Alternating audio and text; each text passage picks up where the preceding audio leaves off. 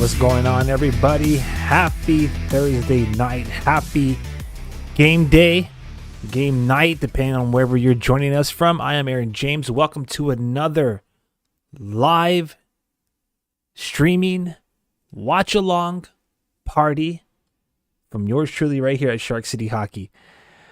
Oh yeah, sounds like Sharks are freaking looking good as of late, aren't they? You got a lot of people who are part of, Team Tank instead of Team Till. They're kind of biting their nails as they kind of see the Sharks slowly but surely get out of the basement, get out of the bottom of the standings. So let's see if the Sounds Like Sharks could freaking get another dub tonight.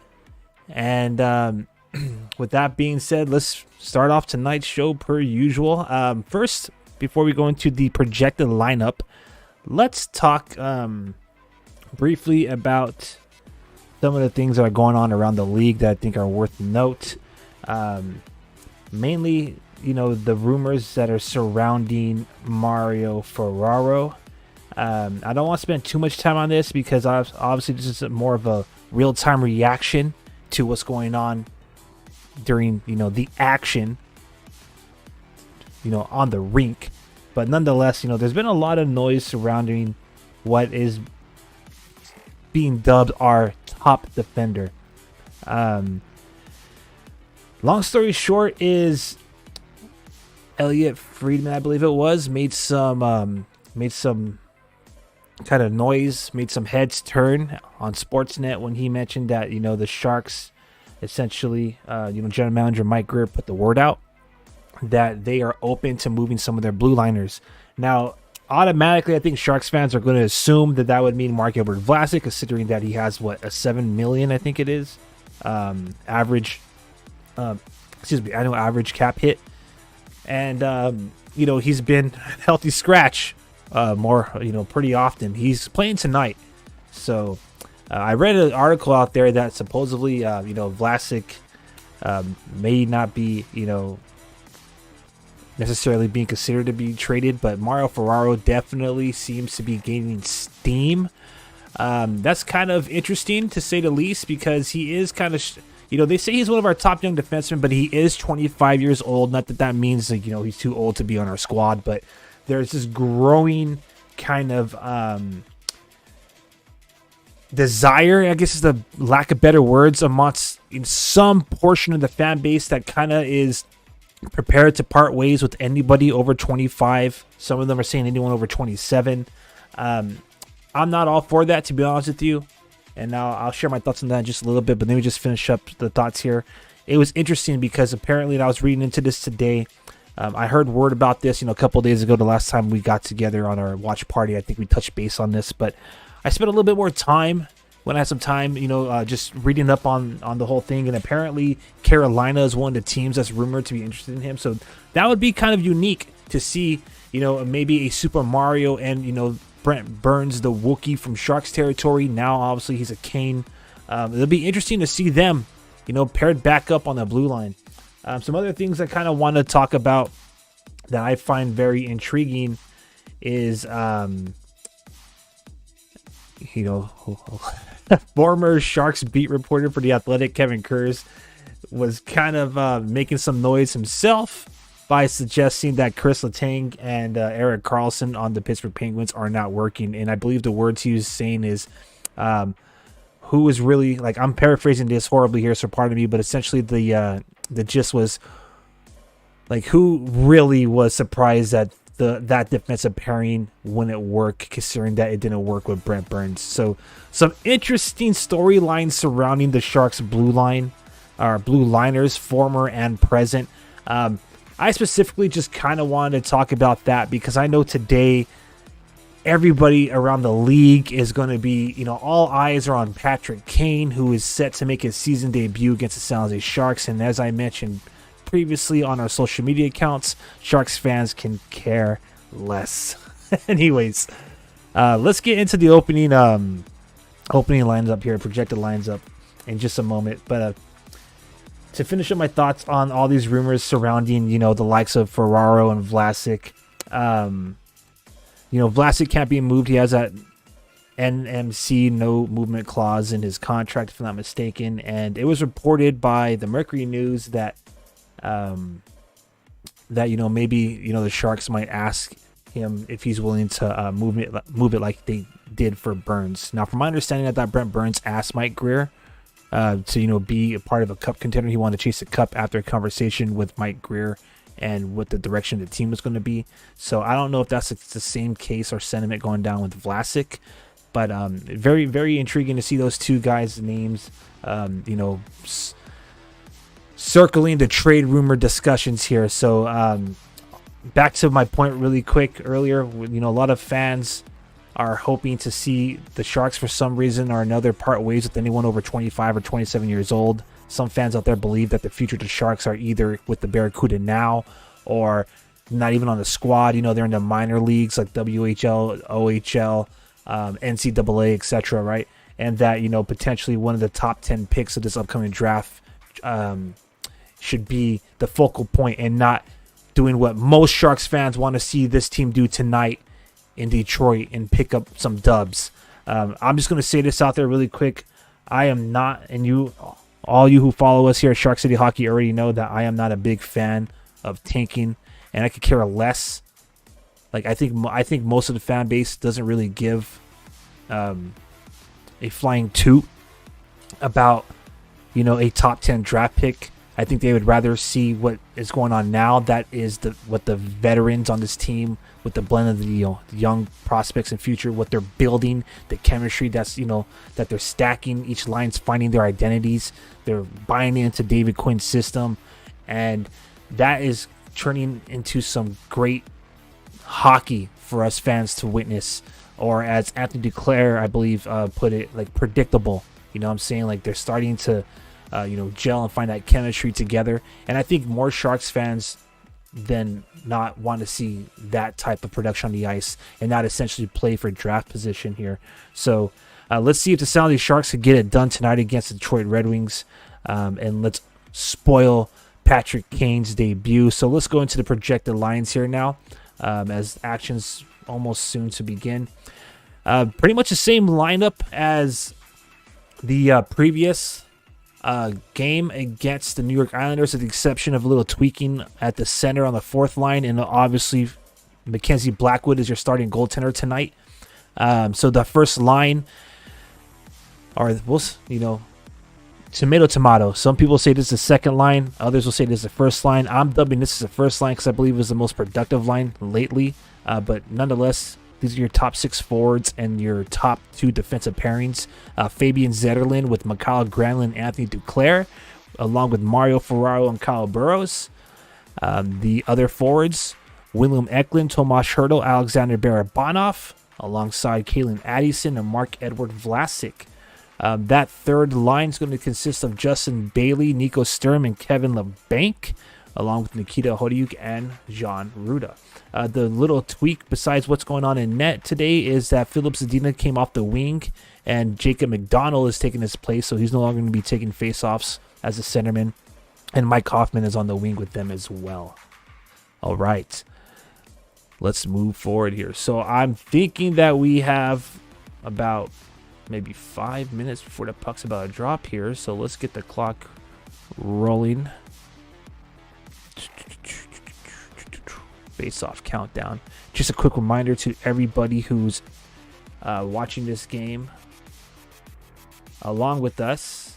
You could drop a drop your takes and drop your comments in our chat section on YouTube, and you could be a part of the live watch party. Otherwise, if you're watching on X, double tap that screen and make it rain hearts. We deeply appreciate the the support and the love that y'all been showing us. If you're not following us already on social media, you could do so by following us across the board at Shark City Hockey. You can find us on Instagram and on X, and of course on YouTube as well. So I am really anticipating this game to be a good one for us Sharks fans, and let's get ready for this game to get started on really quick. So we're about to get down in a second. Part of me needs to take a quick pause to get everything lined up here.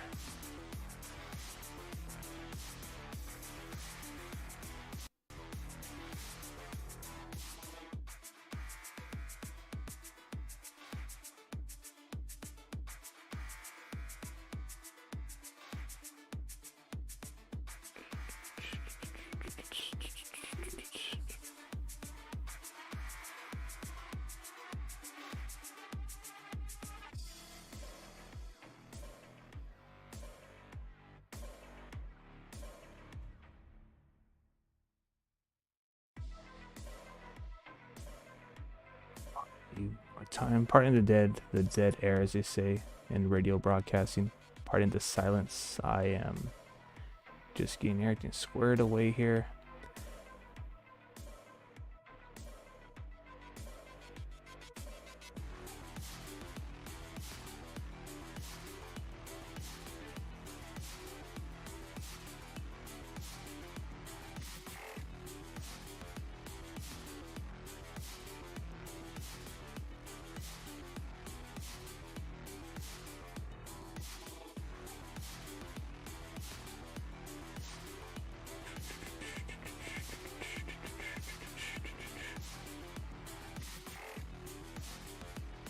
Kind of rearranged the whole in-house studio, if that's what you want to call it. So excuse me as I iron out some of these tweaks here.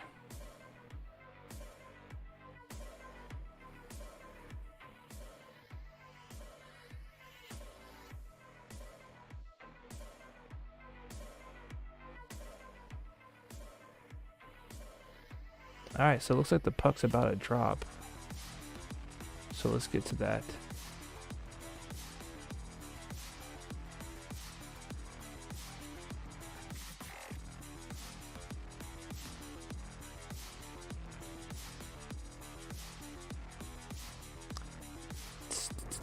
All right, so we got action. My bad. Let me get the game clock started for y'all watching.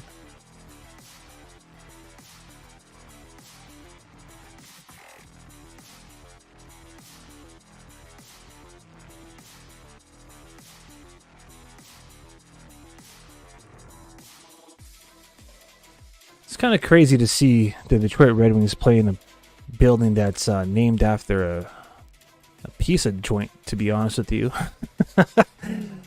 So used to their old school legendary rink or name, so it's kind of felt weird for them. I mean, it's been a couple of years now, but it feels so weird for them to have a corporate sponsor on that rink, but it is what it is. All right, Sharks going to start off early, baby. They getting the pressure on, and they got a shot on net already. Tomas Hertl looking to pick up where he left off the other night with the hat trick, man. And of course, I think Tomas Hertl's hat trick on the last game definitely overshadowed the fantastic game that was played by William Eklund. William Eklund had 3 points, including the game-winning goal in overtime. So, boy, oh boy. I'm telling you, man. I can't wait for this, for Eklund to just continue to improve his game. I can't wait for, to see what else he'll bring us here as he hunts pucks for the Sharks. But yeah, he was looking solid the other night.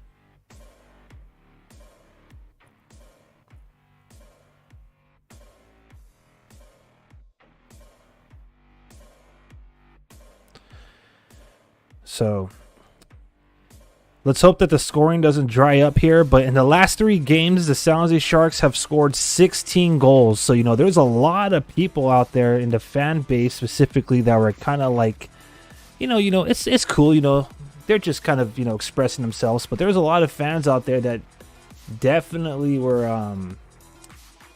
kind of capping on the Sharks because, after all, they only put up, what was it, like 6 goals on the road. But now, these last 3 games, 16 freaking goals, baby. 16 goals.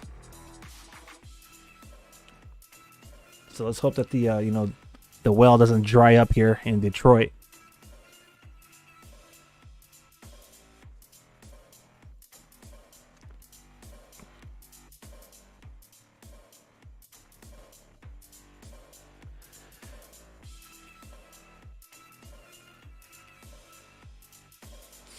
Both teams kind of filling each other out. The Sharks are looking great. Nice. Zadina, the ex-Red Wing. Woo! Almost, baby. Standing in front of the crease. Filip Zadina, he decided to bet on himself.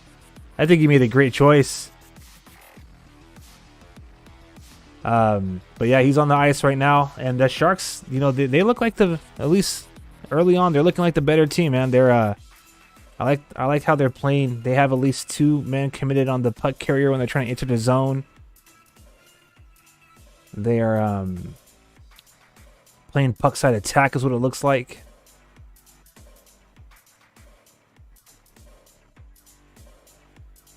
Kane is on the ice, so the crowd is getting all, they're getting all enthusiastic. All right, Mackenzie Blackwood makes a nice glove save. Doesn't look like it was a very challenging glove save, so. Listen, I know a lot of people are going to be talking that smack. Oh, hey, what's up? Yo, chiming in from paradise. YouTube TV won't let me watch the game due to being out of the US. Ooh. Okay, so I have YouTube TV as well, and I think there's an option where just check out the geo setting locations, and they say something like, "Are you on vacation right now?" Whatnot. I don't know if we're out of the country, but sometimes they'll give you like a 24 or 48 hour kind of like a pass, so to speak, where they'll let you watch. But we got you here at Shark City Hockey.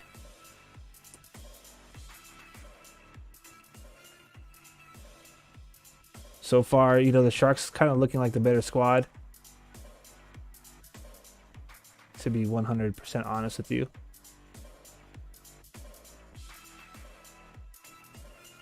Sharks getting some more pressure. Barabanov gets some shots.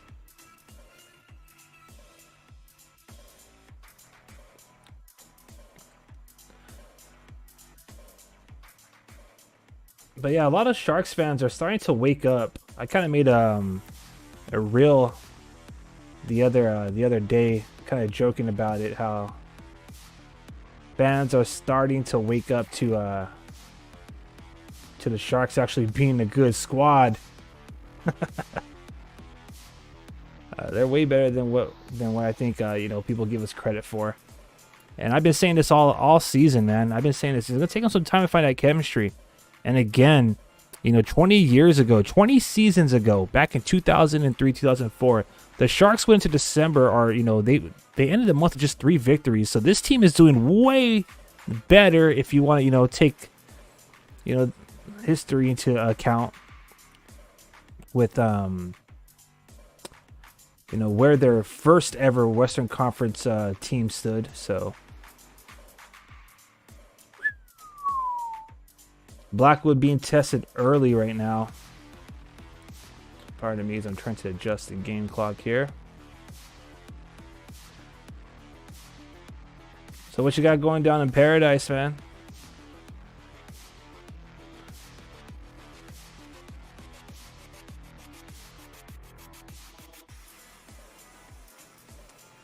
Cop, C-O-P-P, from the Detroit Red Wings put a shot on Mackenzie Blackwood, but he handled that pretty solidly, of course. So the Red Wings are starting to put some pressure. Nico Sturm clears the zone, so it's looking good.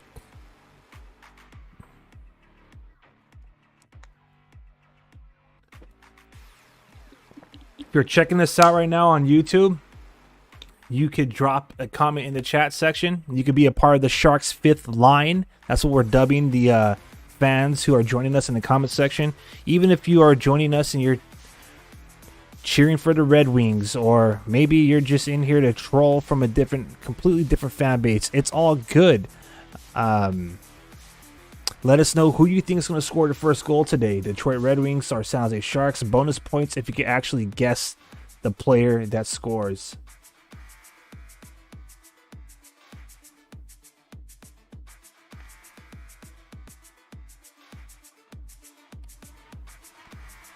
All right, so the Red Wings are trying to set up in the zone right now.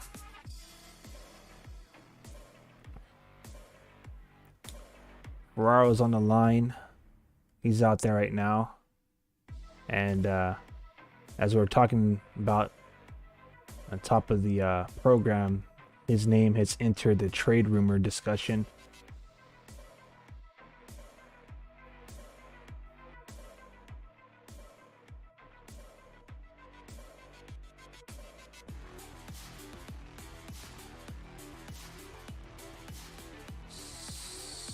So this is the first time that the Detroit Red Wings and the San Jose Sharks are playing each other this season.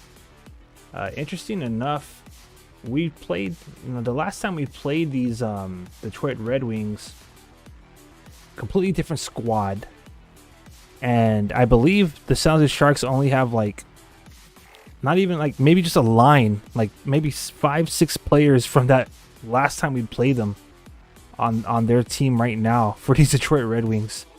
I mean for the Sharks facing the Red Wings. So, there's been a lot of turnaround, and the reason why I mentioned that is that was kind of one of the hot topics today. One of the discussions going down in the subreddits for the San Jose Sharks. There's a lot of people out there trying to advocate for the fans to kind of get on board Team Tank, but I'm going to say it one more time. I think a lot of fans out there don't really care about draft position. And you could go ahead and say, oh, that means you don't know hockey or you don't care for your team. But I think that Sharks fans are enjoying what they've been seeing lately. I think they've been enjoying the production coming out of Anthony Duclair, Mikael Granlund.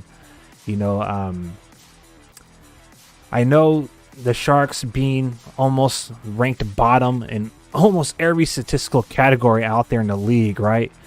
Kind of warrants change, if you will. But I'm not a big fan of so much turnaround because we've been seeing it so often the last 3 seasons. So what am I trying to get at here? I really hope that these Sharks could win and they could find a way to continue to win. I know Mike Greer for Sportsnet, Elliot Friedman, is open for business on the blue line. It wouldn't surprise me if Mario Ferraro is part of the discussions, as he suggested, because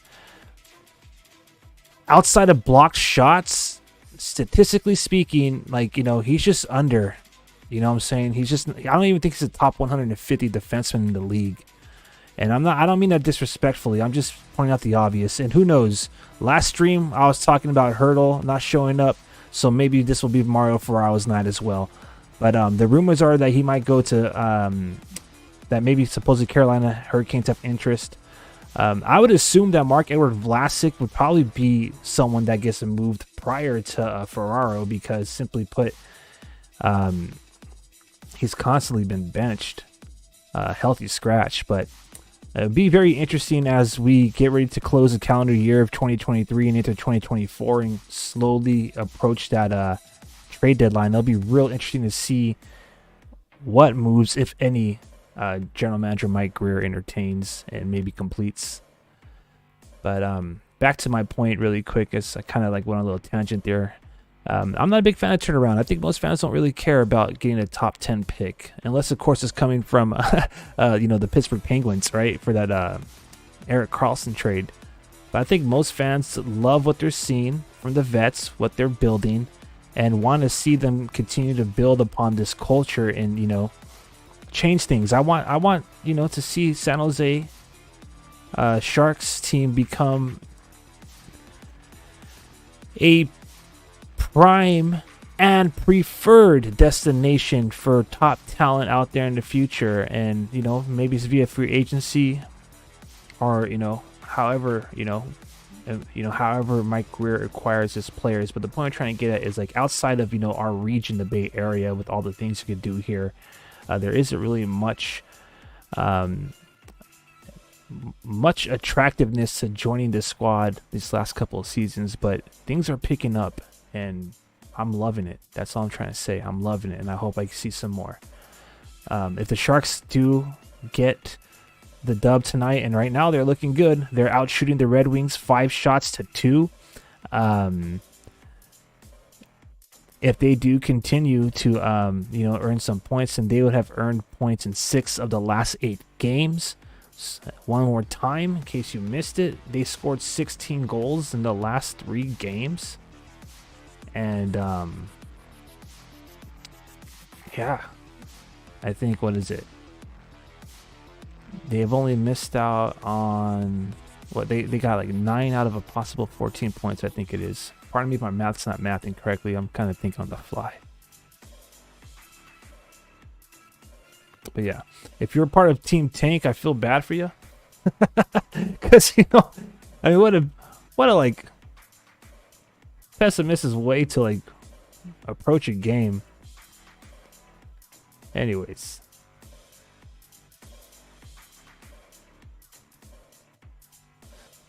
Yeah. All right. Enough tangents.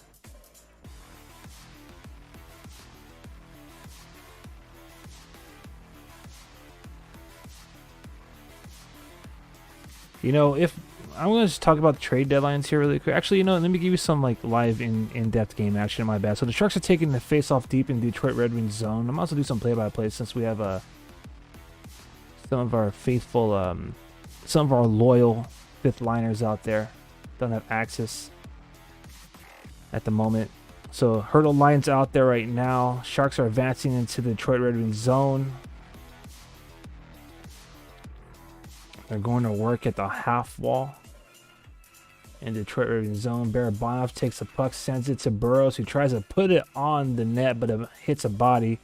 William Eklund now down there trying to hunt pucks, but Detroit has control. Detroit had a dangerous pass for now, and another dangerous pass in the slot, almost intercepted by the Sharks. They're able to clear it, send it back behind the Sharks' blue line. Now Kyle Burrows controls it and advances the puck up forward. I think that was Justin Bailey that tipped it in, but the puck goes all the way around, and Detroit advances it back in the Shark zone. Detroit sends a pass across the rink, one-time shot, but that hits the side of the net. Nico Sturm now passes it to Bailey. Back to Sturm behind the goal line in the Detroit Red Wings zone. Puck's kind of going back and forth. The Banks out there, Sturm. He sends it all the way around. A shot from the blue line gets blocked, and the Detroit Red Wings dump it down deep in the Shark zone for a line change. Hope my play-by-play is doing justice for y'all. I normally don't do play-by-play. But yeah, the Sharks are doing a good job right now. They're doing a good job keeping the pressure on the Detroit Red Wings. They're not allowing them to really advance the puck as they take it away again at center ice. Ooh, the Sharks are looking good tonight. They are looking good. Controlling it now in the offensive zone. Shot goes wide from the blue line. Another quick shot. And another shot bounces, redirects wide.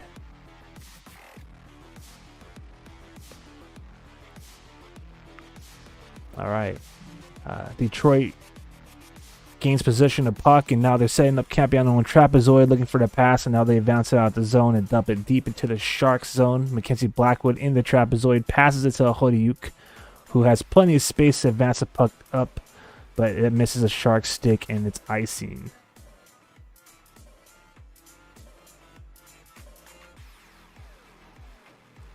Yeah. Anyways, back to the talk of trade talk, because that's kind of like the hot topic in Sharks territory. You know what? I wouldn't be mad if Ferraro or Vlasic gets traded. I know there's a lot of people out there that really love these players. And what's not to love about the youngest of plugs or pickles? But bottom line is we have, like, you know, Henry Thrun waiting in the CUDA. And not that he's going to be on the Sharks anytime soon, but Luca Caglioni having another outstanding year with the Portland Winterhawks. So these vets, you know, when those vacancies become available on the main roster, those prospects, without a doubt, might get their call. I highly doubt that we'll see Caglioni this year. I'm almost certain he's not going to come back this year. He's going to finish up his this season without a doubt with the Winterhawks. But I know we all are waiting for Henry Thrun to make his return to the main roster.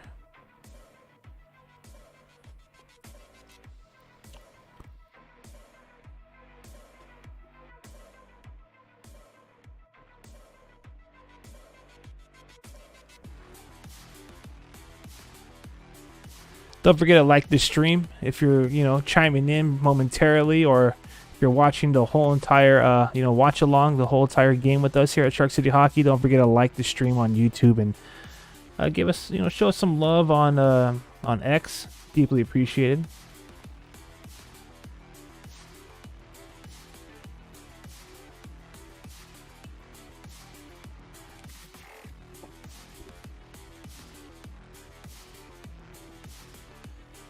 My bad, I lost track of the time clock there. Alright, so Detroit is, they won the face-off deep in the Shark zone, and they're setting up. They got a nice look at the net, but they shot that wide. Sharks right now, currently out shooting Detroit 7-4. Love to see that, baby.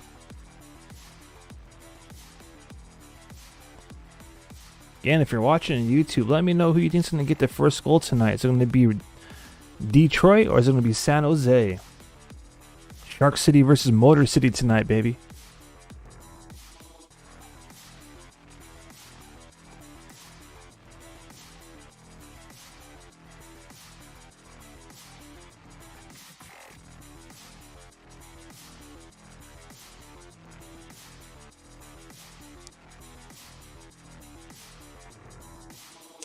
Oh, Bailey intercepts it down low. My bad, I was getting lost in the action. For those of you depending on the play-by-play,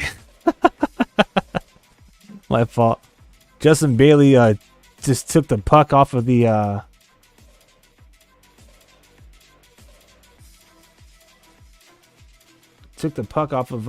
Detroit's stick there, right in front of the crease, and almost made them pay for it. So we're about to have a power play right now, folks. So you know what that means. Type chomp chomp in the comment section. Type chomp chomp in the comment section as the Sharks are on the power play.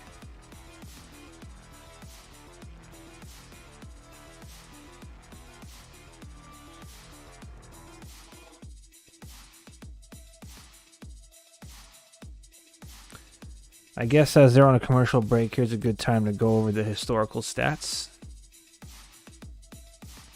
So, San Jose Sharks, Detroit Red Wings, they have a lot of history, right? A lot of history.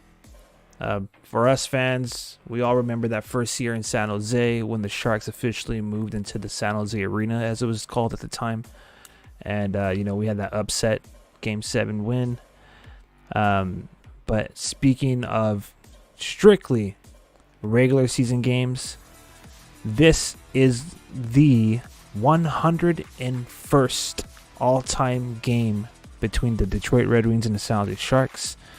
Historically speaking, the San Jose Sharks are 36, 53, 4, and 7 when they play the Red Wings. And to elaborate on how they do when they're playing on the road, this right here is specifically to what is now called the Little Caesars Arena. This is the 6th game the Sharks have played in that building. They are 1-2-0-2. So we're looking to break even here. We're looking to get that second win in this arena specifically, the Little Caesars Arena.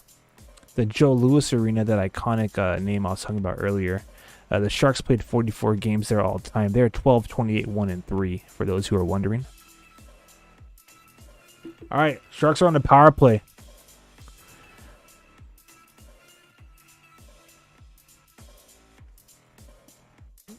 Okay, looks like the Sharks had some chances there.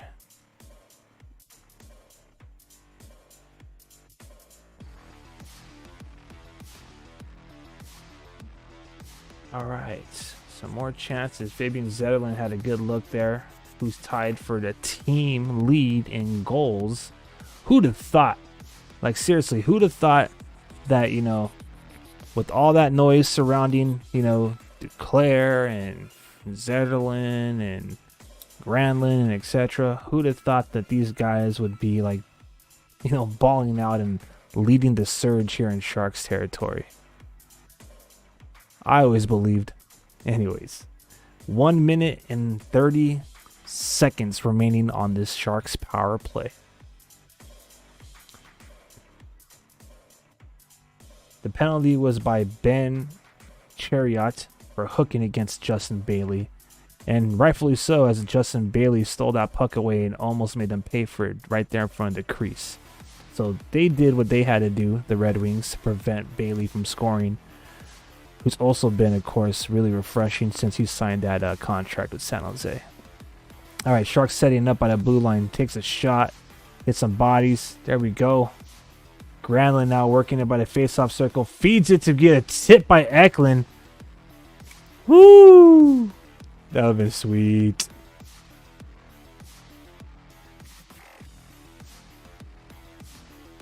Eklund hugging some Red Wings, letting them know how much he appreciates them, giving them that nice look to redirect the shot in front of the crease. That was so sweet. And he's laughing.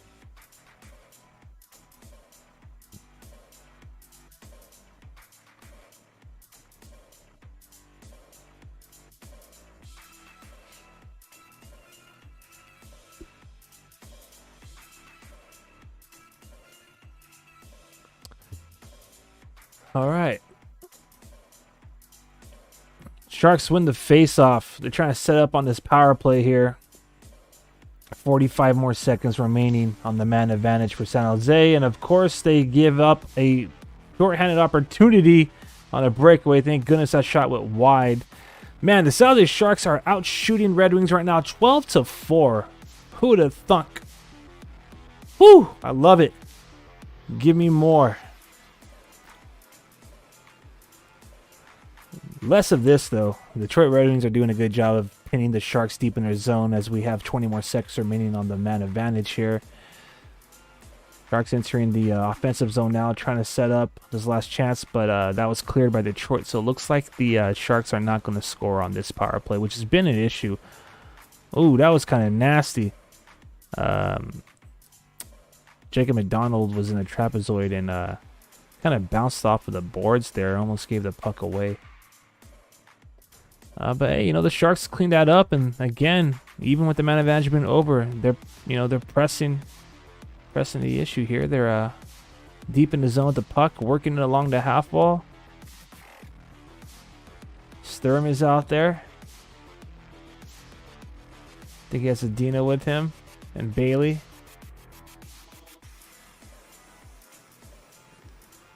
Switching sides to the other half wall. Detroit is looking to advance it. They do, but I think they're making a line change, so Sharks get a chance to kind of reset in a trapezoid. Kyle Burrows waiting behind Blackwood in the trapezoid, patiently waiting for a pass. Maybe waiting for a line change to finish.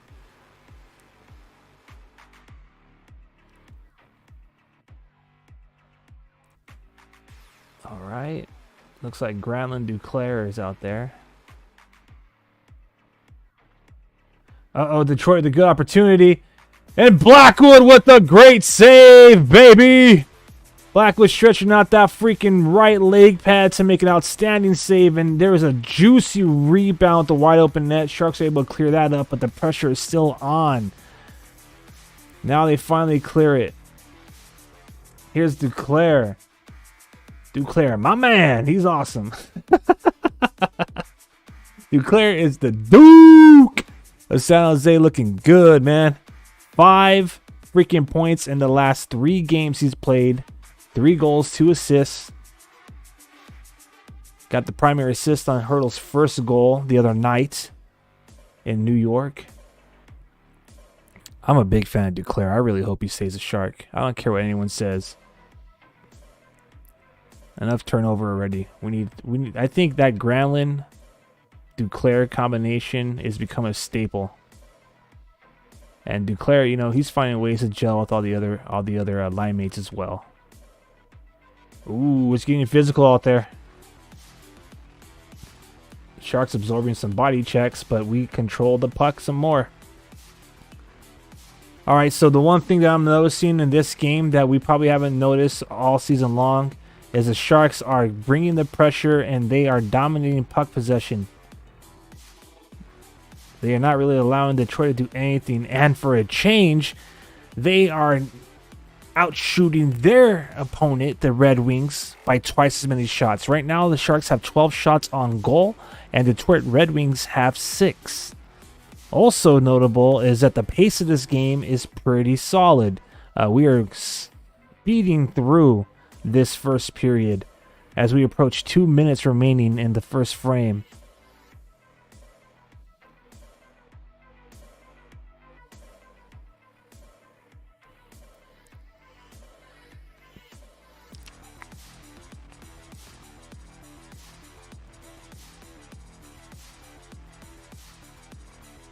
All right, McDonald's down there. Looked like McDonald took a high stick. No call.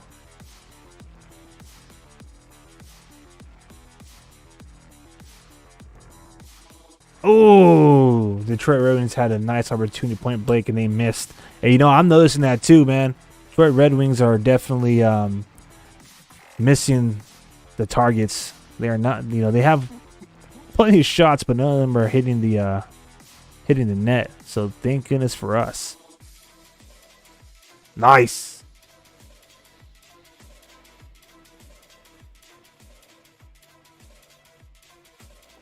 Duclair lays a body out right there, right by the blue line. I love it. Got under a minute left to go. It's a shame the Sharks haven't scored a goal with how well they played this period.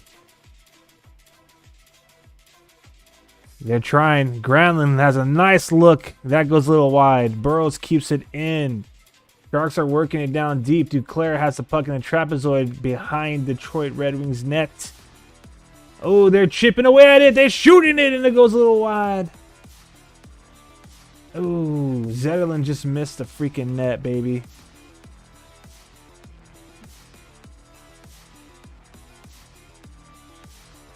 Their Sharks are looking good. My Sharks are hungry, baby. My Sharks are hungry.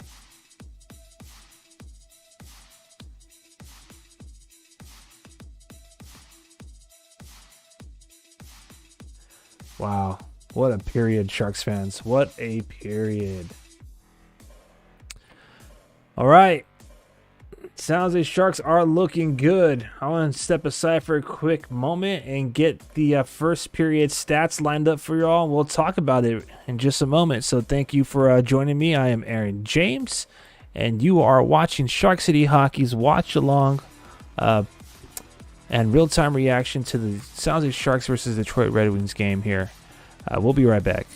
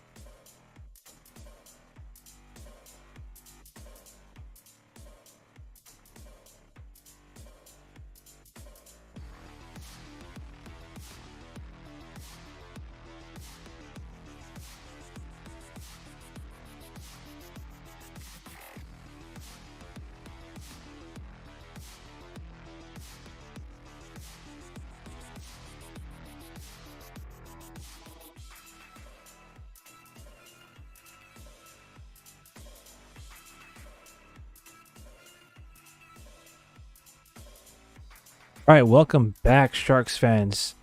That was a great first period for the San Jose Sharks. Probably one of the best periods I've seen in a minute. Like, they looked like they were completely in control. They kept the pressure on. Surprisingly enough, they outshot the Detroit Red Wings. I'm loving it. So let's start off with the stats, and then I'll do some more reactions here. San Jose Sharks have 12 shots on goal compared to Detroit Red Wings 7. Detroit Red Wing is getting the better of us in the face-off circle, so are right there in the draws. They got 66.7 of the face-offs going their way. San Jose Sharks got 33.3. There is not 92. I don't know why that says 92. My bad. Oh, what happened to those stats? My bad. Let me clean that up really quick. That should be that, and that should be that. Boom. There we go. They did not have 92. Whoa. My bad. That's what it should be. There we go. Clean. Oh, my goodness gracious. My apologies. There it is. All right. Clean game for the San Jose Sharks. They haven't committed any penalties. Unfortunately, they were not able to score on the power play. They were awarded for Justin Bailey being hooked when he stole that puck away deep in his zone. So only one power play was awarded to the San Jose Sharks, and that penalty was committed by Detroit Red Wings player Ben Chiarot. Hooking against Justin Bailey at 12 minutes and 53 seconds of the first period. That's kind of one of the things that have been really hurting the Sharks. So let's hope that that's not a case in this game. Let's hope that these power play opportunities don't come to haunt us. Obviously, they weren't. They played a huge factor the last game against the Islanders. Let's not lie about it, but the Sharks were able to get it done with even strength. So that's a positive going toward us. As far as physicality goes, it's even 4 hits each. Block shots, it should be 8. I don't know why my stats are going wild, but they're going wild. It is what it is. There it is. Boom. So block shots for Detroit is 8. So technically the Sharks have 20 shots on goal. Excuse me. They've taken 20 shots. So, they're forcing Detroit to get in front of the puck, and some of these were just shot toward the bodies. Let's be real here. But Sharks are doing due diligence, trying to help out Blackwood there, and they blocked 5 of their own. Far as giveaways and takeaways go, the San Jose Sharks have 1 giveaway and 1 takeaway, respectively, and the Detroit Red Wings have 0 takeaways, and they've given the puck away 3 times. So again, the San Jose Sharks are, in the first 20 minutes, they look like the better team for sure. This is one of 2 games that we'll see Detroit this season. We're going to close out the season series against them within the next 30 days. So this will be the only game we play in Detroit this season. And then again, we'll face the Red Wings at home on January 2nd. So, this kind of historic rivalry, if you will, it'll play out rather quickly here in this season within the next 30 days. All right. In an effort to preserve my voice, that's compared to the last couple of streams where a couple of streams ago I injured it, and then the last one that I had, the last stream, almost came close to it with that epic comeback. But I want to go on a quick break, show a little love to Sebastian James Barkey here, because he misses, he wants some attention, and then get some snacks prepared and some water prepared so we could enjoy the next period with each other. But I'm Aaron James. Thank you guys, and thank you guys and gals for joining me, whether you're on X or on YouTube. If you're on YouTube, please like and subscribe. If you're on X, double tap that screen. And let's hope that the San Jose Sharks could keep it up. So I'll be right back. Don't go anywhere.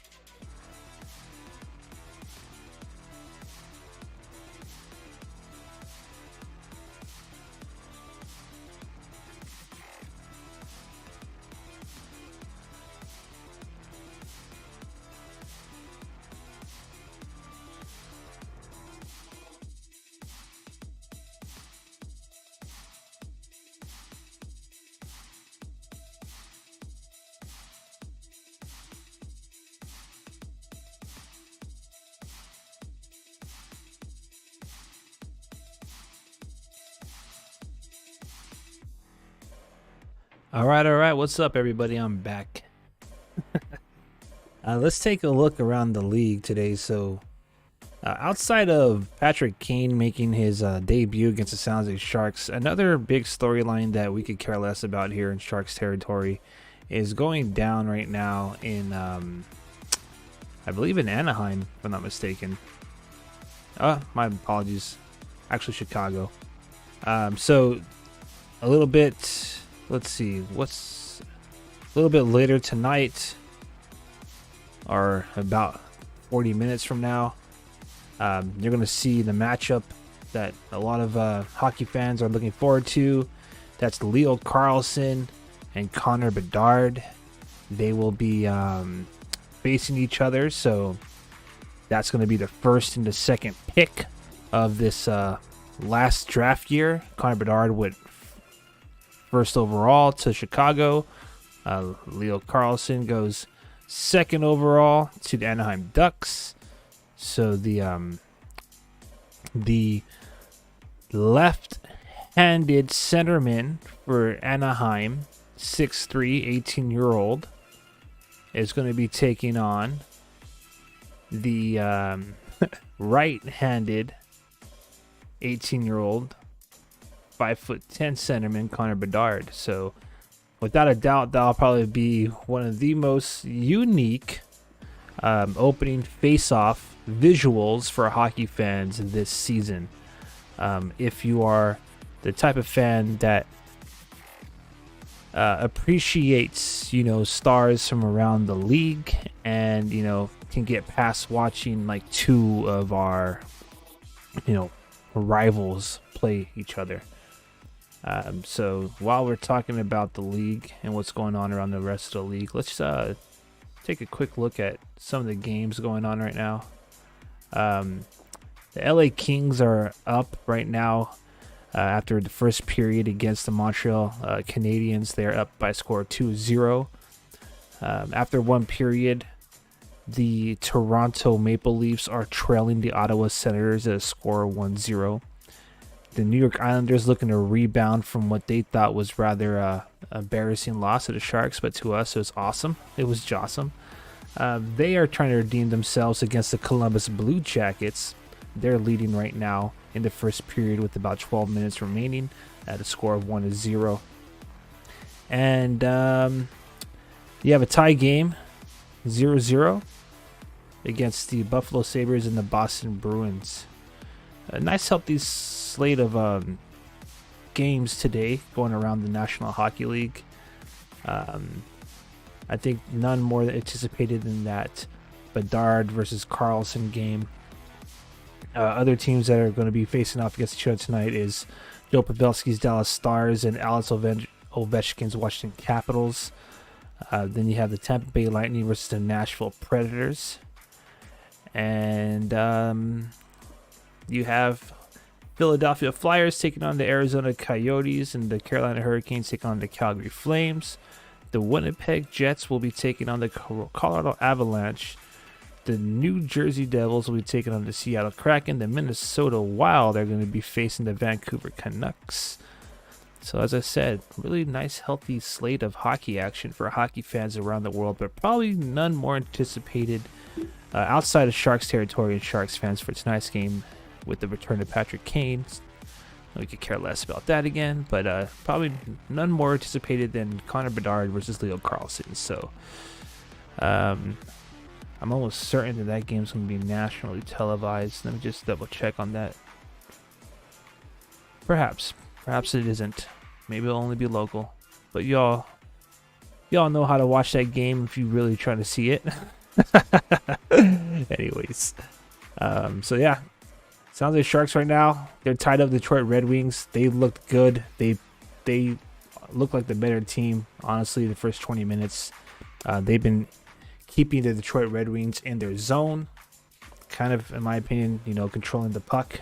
So we'll definitely see if the strong play continues. In case you missed it, we're going to go over it one more time. So sounds like Sharks are ahead on the shot clock, 12 shots to 7. Not so hot in the faceoffs, 33.3%. They had one opportunity on the power play. They weren't able to capitalize on that. And yeah, starting to become a physical game as you expect. Detroit's getting a little flustered.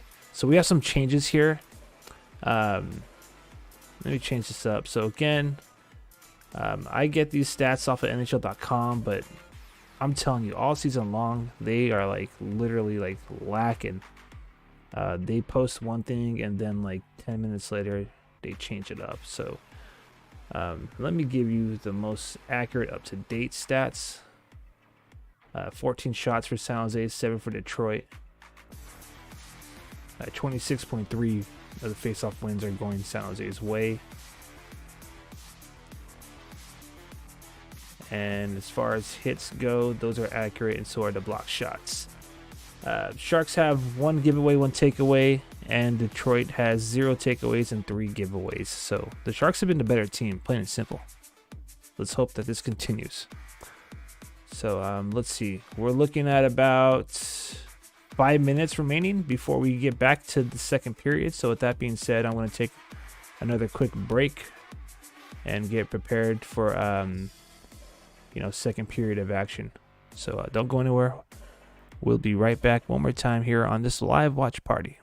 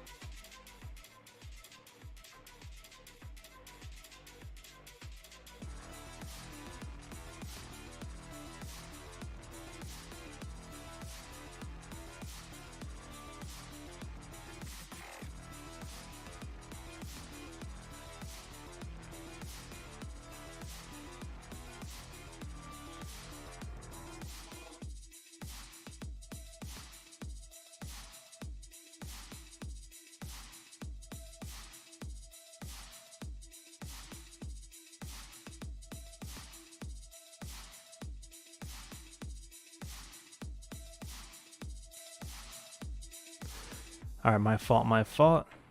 The delay a game on my behalf there. Made some tea to soothe the vocal cords here.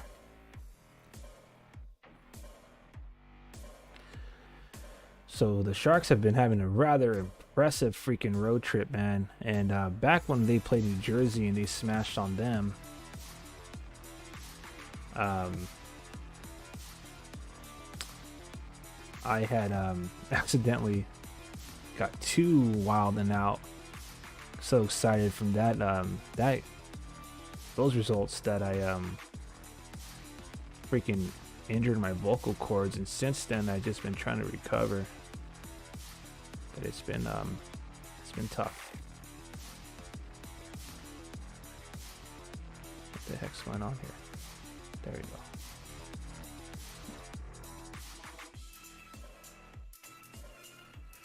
My bad. Got some technical difficulties here at the game clock. Okay, I'm gonna have to do this.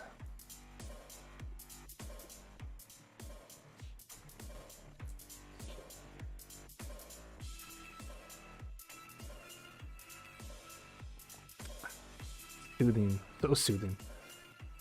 My bad, people.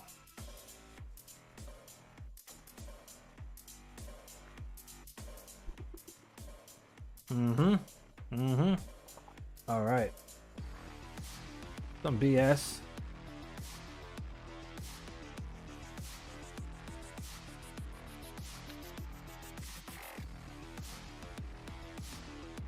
Why does Eklund get called for tripping on that play? What the heck?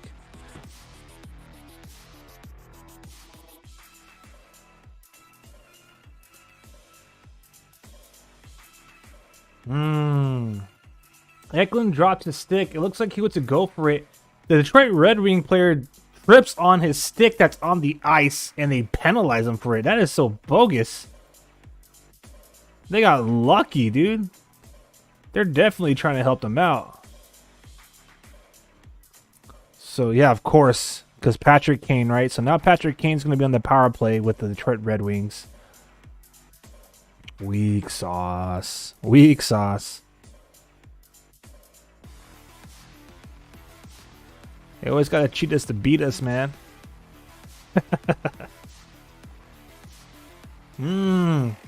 Short-handed, though. Dude, Detroit can't handle the Sharks, baby. Granlund taking it down deep. A minute 40 remains on this power play for Detroit.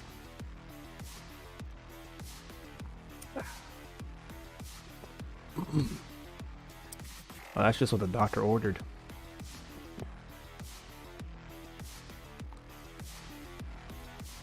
Sharks are doing a good job. Oh!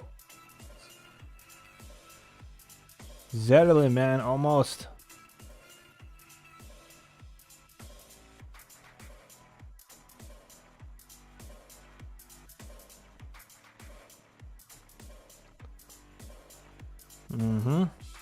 Y'all can't do nothing on us.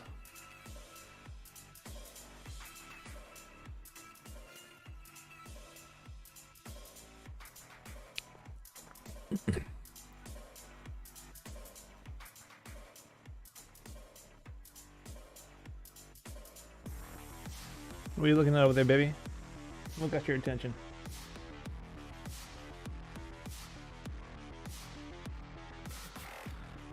All right, there's about a minute left in this man advantage here.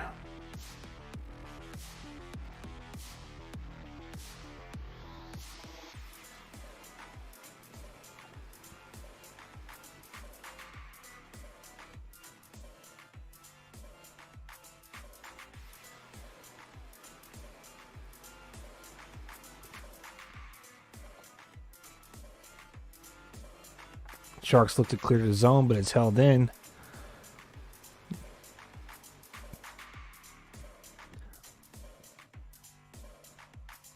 We got a lot of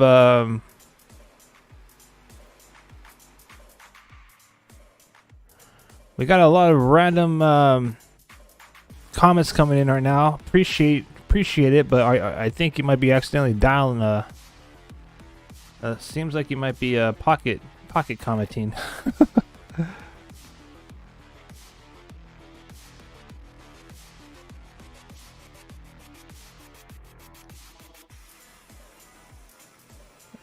Benjamin on YouTube.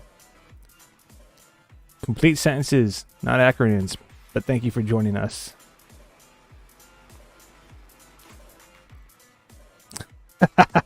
It's all good, man.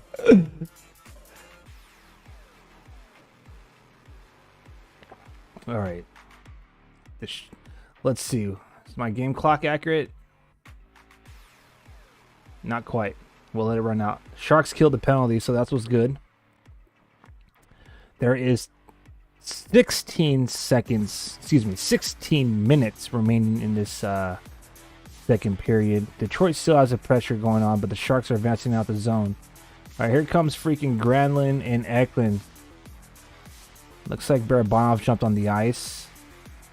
And now, boom, lifetime, 15 minutes and 45.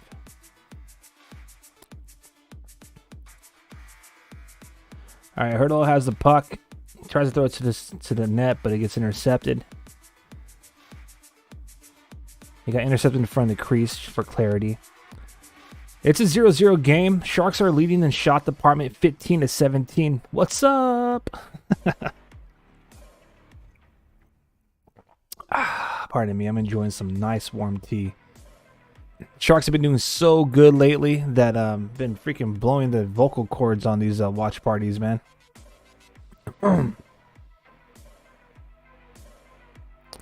So, since no one scored yet, I'm going to ask again, and pardon me for not having the lower thirds tonight. I don't have my lower third graphics today, so my apologies.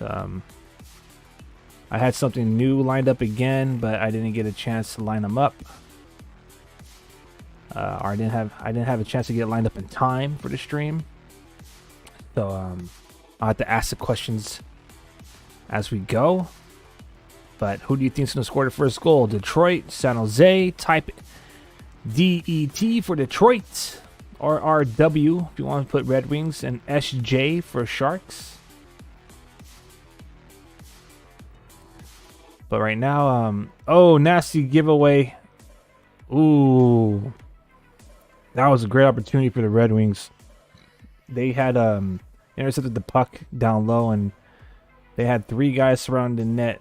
Cross crease pass. They weren't able to really connect on it, so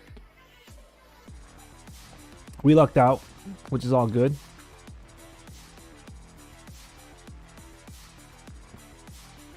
We'll take it since Detroit lucked out on getting that power play awarded to them off of a Willem Eklund tripping. Willem Eklund dropped his stick. Detroit Red Wing trips over the stick while it's on the ice, and they call it tripping. My goodness. All right, Blackwood looks like he got it. He made a really good save. Looks like he got maybe a piece of that puck. Last shot.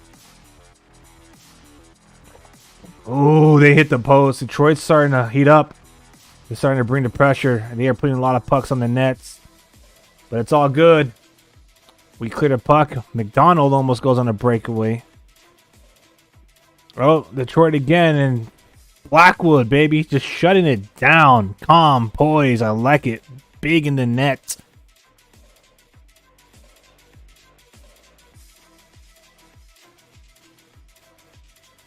Nikolstrom clears the zone. That was a clean clear too. Not with the length of the ice, but no icing, baby.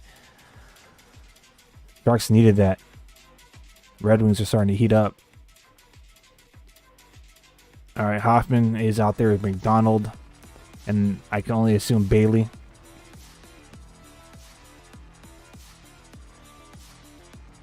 All right, Detroit takes possession of the puck by their own blue line and dumps it deep after advancing it past center ice. Burrows gives it ahead. It looks like Ferraro puts a shot on net after entering the Detroit zone, and we're going to get a stoppage of play.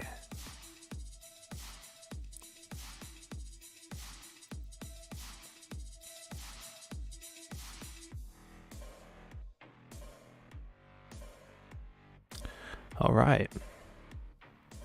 Thank you to everybody who's popping in and out here on YouTube. Appreciate it. I know it can get a little tough here just kind of watching along.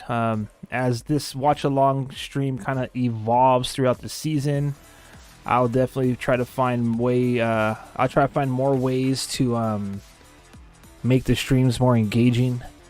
The best way, of course, is to get more people into the comment section and into the chat. So I'll do my part to try to, promote it on YouTube, but I do have an audience as well on X.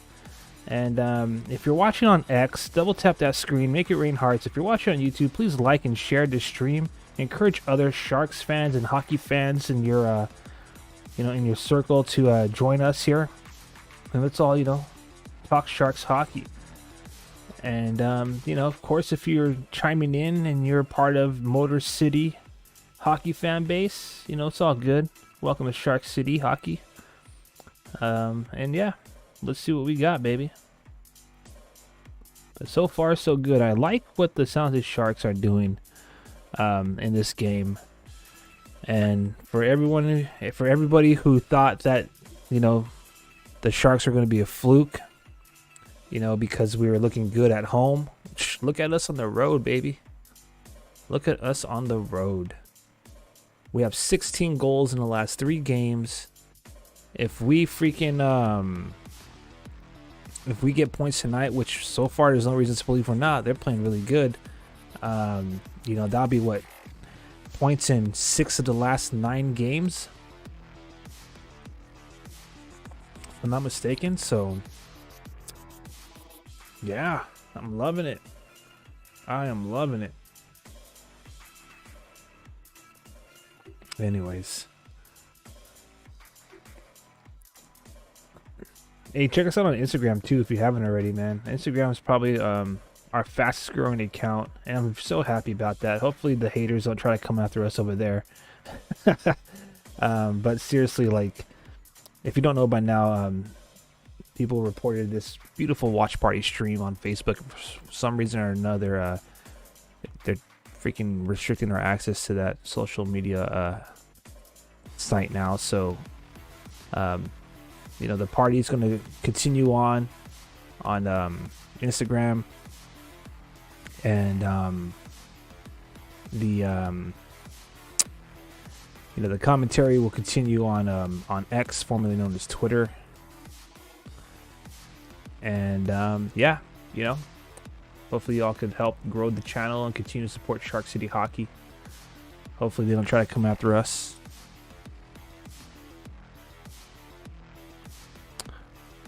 All right, we got Let's Go SJS. That's what's up.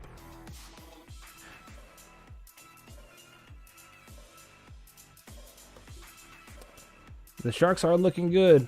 They are looking good. It's not a fluke. But back to what I was trying to say, my bad. I know sometimes I kind of like start some thoughts and I go on a tangent. A lot of, there's some fans out there who are like kind of, I think, honestly, if I could call it how it is, I think they're kind of hoping the Sharks are going to choke. They're over there sweating, watching those Tankathon standings, hoping that we're going to get a player that doesn't even want to be on our team. He wants to be a Vancouver Canuck. And, you have fans out there who are kind of like shedding tears because they see the Sharks climbing out of the bottom of the standings. But I'm all for it, baby. I want to see the Sharks win. And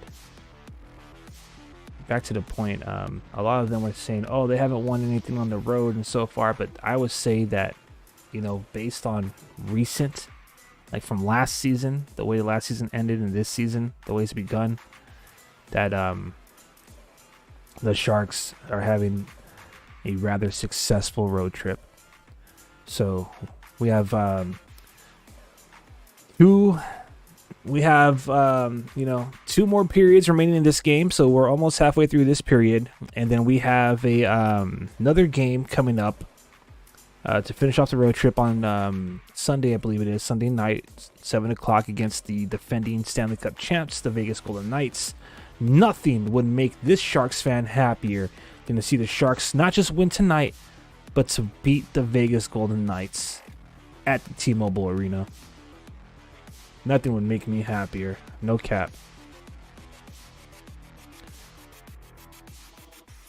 And they keep piling on the points, baby. I'm telling you. This is going to be one of those historical seasons, I think. Sharks started off pretty poorly, but again, 20 years ago, 2003, 2004, let me do my math here really quick. Give me a brief moment to to do some math here.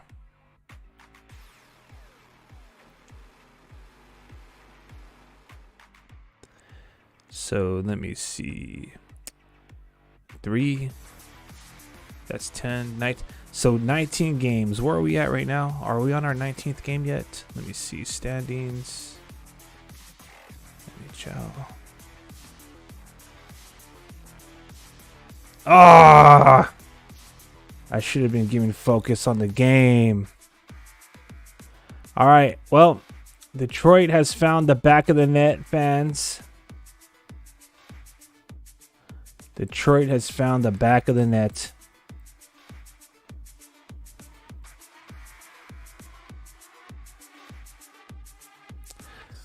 Dang, dang, dang.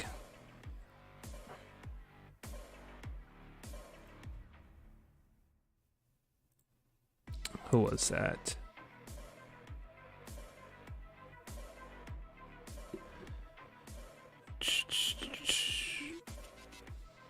All right, so Detroit freaking breaks the goose egg. And it looks like Klim Kostin, number 24 centerman for Detroit, gets his second goal of the season off of a wrist shot at 9:05 of the period. Damn. Just when I was praising my boys, of course. It's all good though, man. You've seen the way the Sharks have played these last couple of games. I mean, against both New York teams and New Jersey's teams. They have quite the capabilities of coming back. So it's just one good game. I mean, one goal right now. It is what it is. All right, so we have 26 games. We're 7-17-2 right now. But you know, back in 2003, 2004, after 19 games, we only had 3 victories, and we ended up going to Western Conference Championship. So, again, as these last 3 games should have proven to you already, if you weren't a believer, it ain't over until it's over, baby. And we got plenty of hockey left. So let's start off by answering back here. Detroit gets that goal. So we approach the midway period of this contest. It's all good. It's all good in the hood, baby.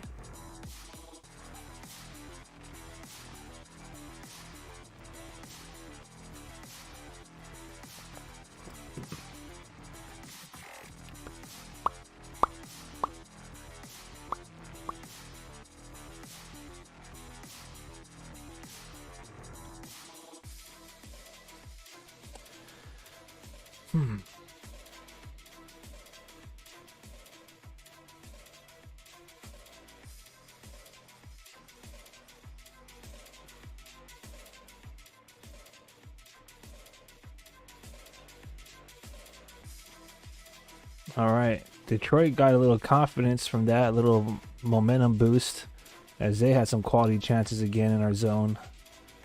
They're starting to find their groove. Looking a little bit better on passing the puck in our zone. And, you know, they're not allowing us to, you know, they're getting that puck quick when we dump it into their zone and they bounce it right out. So here they are again setting up cap, and a big freaking save by Mackenzie Blackwood, man. Big save.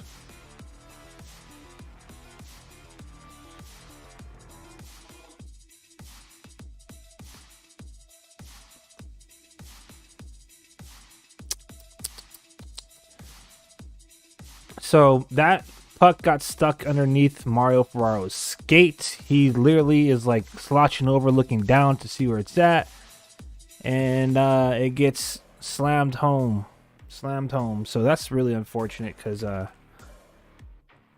man, I know a lot of y'all are kind of hoping he stays. But it's plays like that, and maybe even, and I don't want to sound like I'm throwing shade, but maybe even a little bit of lack of awareness. Oftentimes this season, Mario Ferraro, when the goals are scored and he's on the ice, it's either going down right in front of him or right behind him because he loses sight of the freaking attackers. So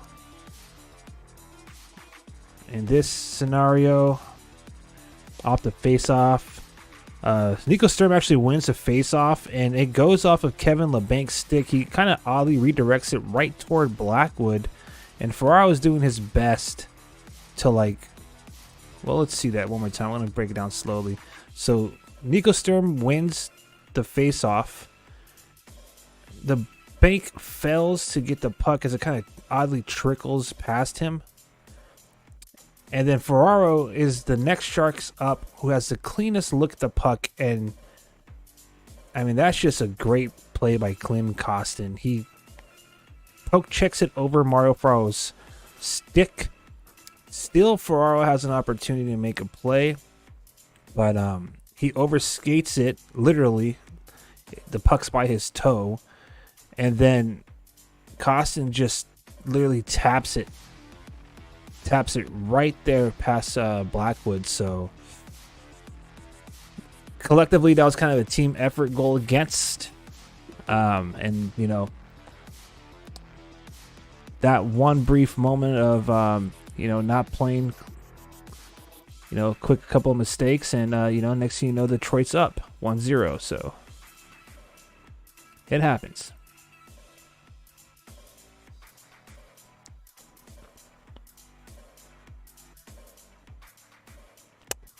Dang.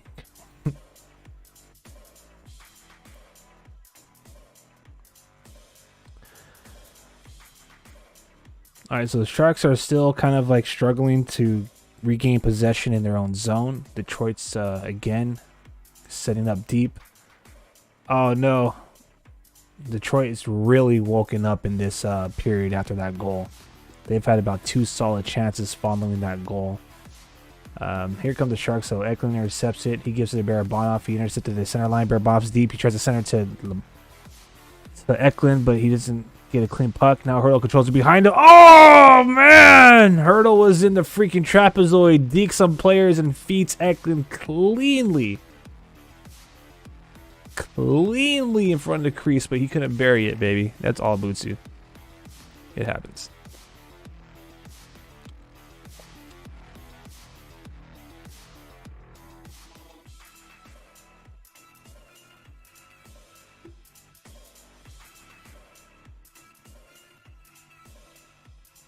Oh, great. Detroit is coming alive. The Red Wings are flying. Come on, Sharks. Let's go, baby. All right, Zadina. I would love for you to see. I would love to see you freaking score a goal against your old club, man.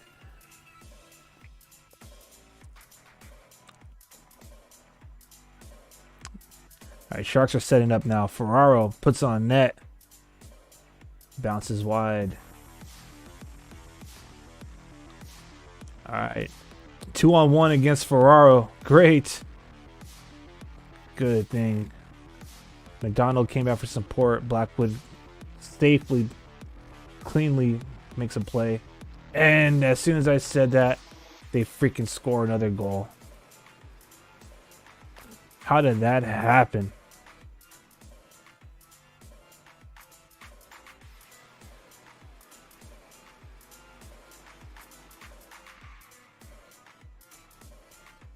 How did that happen? All right, Sprong shoots it. And that bounced off a couple of players. Let me see. Dude, if that bounced off Ferraro, I'm going to be so upset.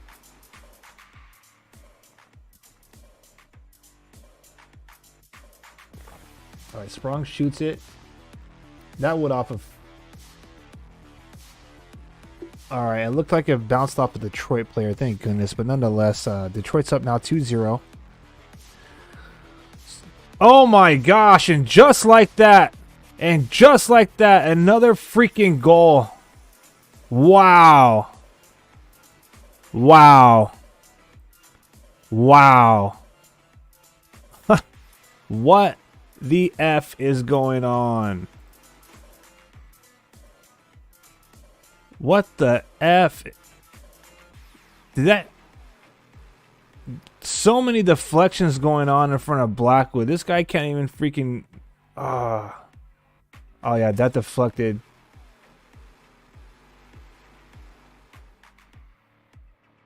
Nah, was that above the... That was above the crossbar, bro. That's above the crossbar. David Quinn has to challenge that one. So Rasmussen is standing right in front of the net, kind of screening Blackwood, and he redeflects the shot. But that stick looked like it was above the crossbar. We need to challenge that. David Quinn is chewing out the Sharks. Someone needs to tell him to challenge. I don't know if we can challenge. It looks like we took a timeout.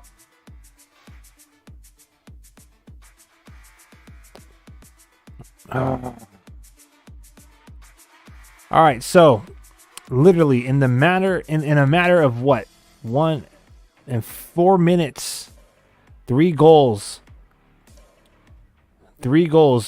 and now for Detroit Red Wings, the last 2 were scored by Michael Rasmussen. Pardon me. He scores back-to-back goals. Freaking.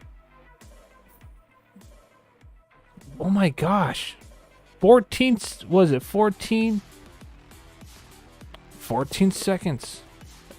1 minute, 14 seconds it looks like apart.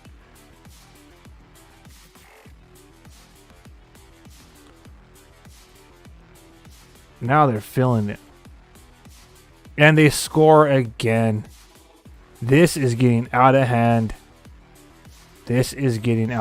Sharks fans. Wow.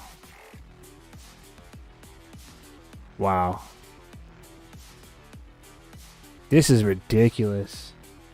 Well, if you're on Team Tank, you are definitely cheering your behind off right now because, you know, vindication is obviously, you know, something you all want to have this season. Spending the whole entire offseason talking smack about the Sharks, putting no respect on their names, saying that they're going to be the worst team in the league. But this is just ridiculous.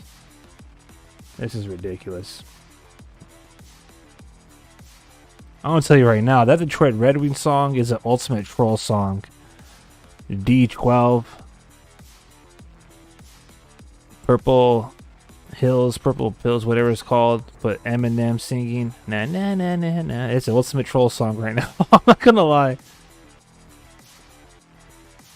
Gosh, this is bad. This is bootsy. And we're going to get a penalty for it. So insult to injury. We're going to get penalized for unsportsmanlike conduct. It looks like we body tackled somebody. I think Blackwood is taking a seat. I think Kaapo Kähkönen got put in the net. That's what it looks like. Yep. So, after 4 unanswered goals in the span of like less than what?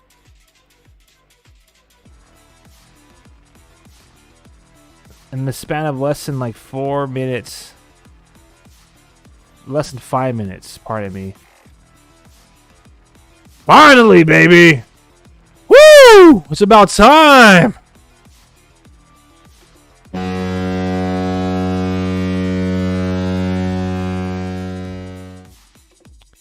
It's about time. Freaking building off of his hat-trick night. Here comes the comeback, baby. Let's hope. Eklund scores 5-hole short-handed goal, baby. I think we could do this.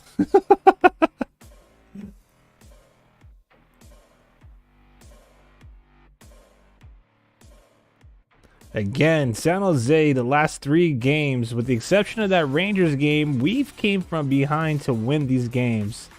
So, for those who are keeping count, this is now 17 goals in 4 games.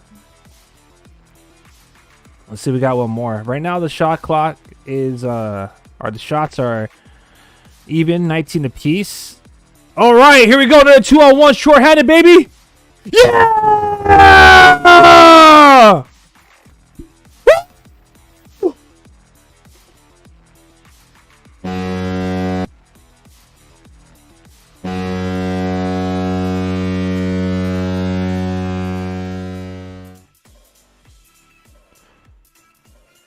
Two back-to-back shorthanded goals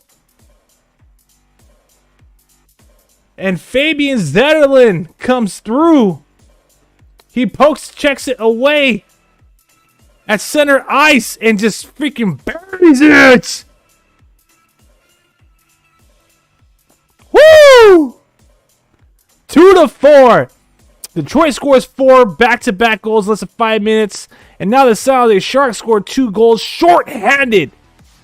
I love it. Sharks still got a penalty to kill. There's 30 seconds left.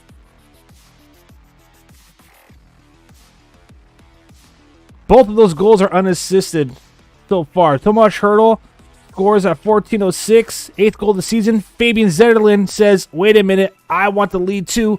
Gets his 8th goal of the season. Scores at 4:46, 40 seconds apart. Both shorthanded goals, baby. Woo!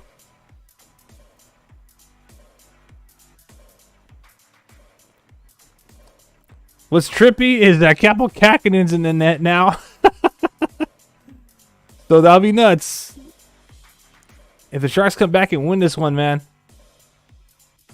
Vlasic finds Sturm in the middle. They score!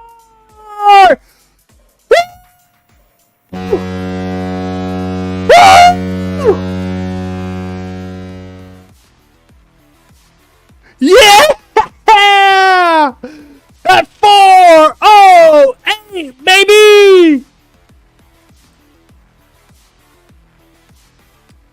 3-4. What a freaking period! 7 goals between both teams.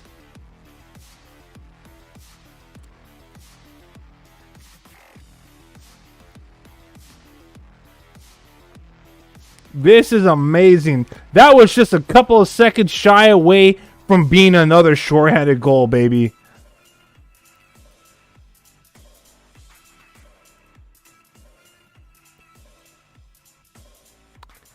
Man, that was amazing. Marc-Edouard Vlasic came out of the box, helps make the play. We get a third goal at 4:08. That's awesome! Woo! Nice save! Big Kaapo energy! Big save by Kaapo Kähkönen. For those of you who might be joining us late, the freaking Detroit Red Wings score 4 unanswered goals within 5 minutes of the second period. And then in 40 seconds, Sharks score 2 shorthanded goals. Hertl gets his 8th of the season, assisted by William Eklund, 7th assist of the season, and Jan Rutta, 3rd assist of the season.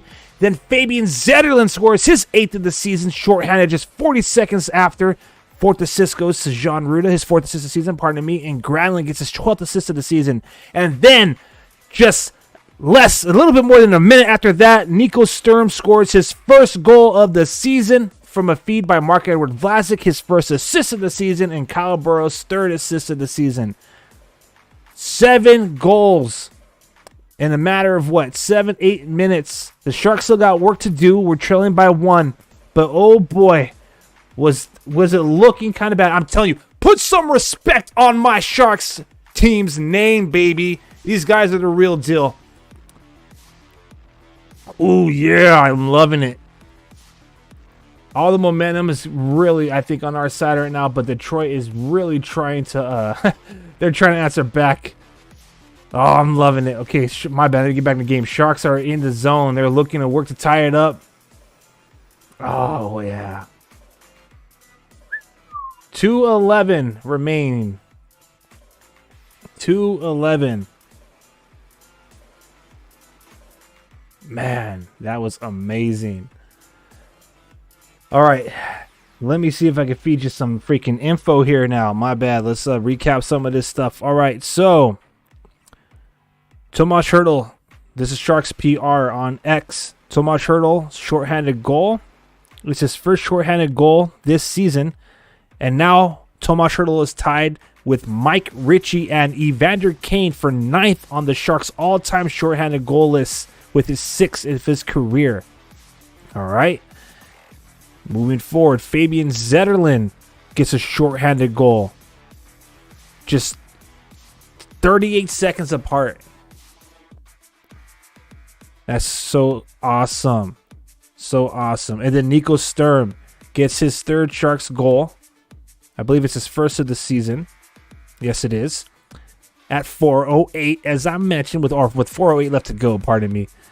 And then, yeah, Kyle Burrows gets the assist. Marc-Andre Fleury gets his first assist of the season. That is what I'm talking about, baby. My Sharks are hungry.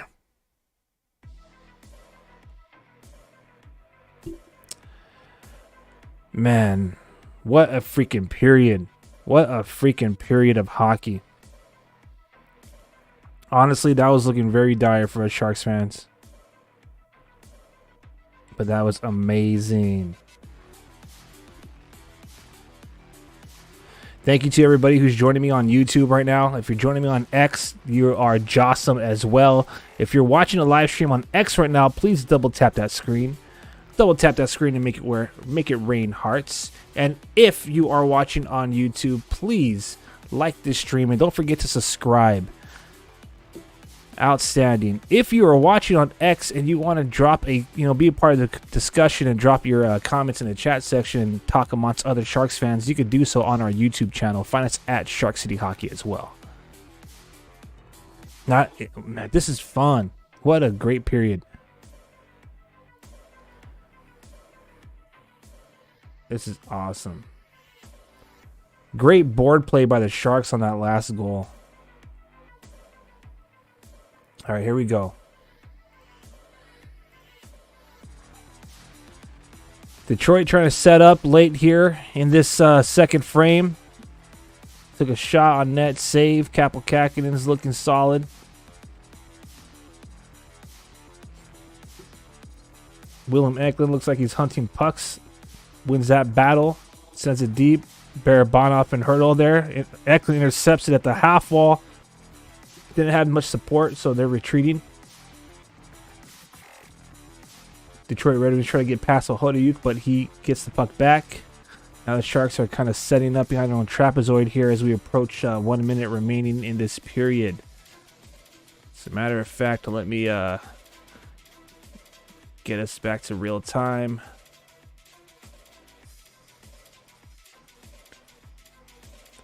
Detroit advancing the puck, and we are officially 1 minute remaining in this second period. Shot goes wide from Detroit. They're pressing down deep in the Shark zone. They're feeding it to the blue line. Fake shot pass, and that shot from the face-off circle goes horribly wide. Sharks are deep in their zone. They lose possession of puck, so they're not able to clear it yet. About 37 seconds remain. Sharks are trying to make sure that they don't finish this period with another goal against. I'm sure they are looking for that goal for. LeBanc gets it to Sturm. Sturm back. Oh, yeah! Woo! Woo! Go Sturm! Second goal of the game! Woo! Yeah, baby! Yeah! My Sharks are hungry! Tie game!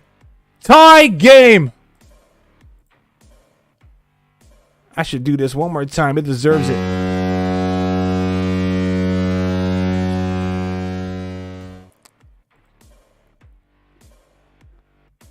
It is freaking 4-4, baby. Or as they would say, if you play in any kind of league, 0-0, right? Whole new game. This is going to be a mini game now. The next freaking period is going to be a mini game of hockey. It's just even score, 4-4. Oh, yeah. All right. I'm going to go take a quick break. What a freaking period, baby. What a period. 8 goals in one frame. 4 in a row by the Red Wings, and then 4 in a row by our San Jose Sharks. My name is Aaron James. Thank you for joining me for this live watch-along party as the San Jose Sharks are handling the Detroit Red Wings right now. And we'll be right back in just a brief moment. I'm going to get the second intermission stats lined up for you all and give you an opportunity to grab some quick snacks, get something to drink, whatever you got to do. And then, we'll jump back on live. So I'll be right back. Don't go anywhere. You are watching Shark City Hockey's live watch along party live on YouTube and on X.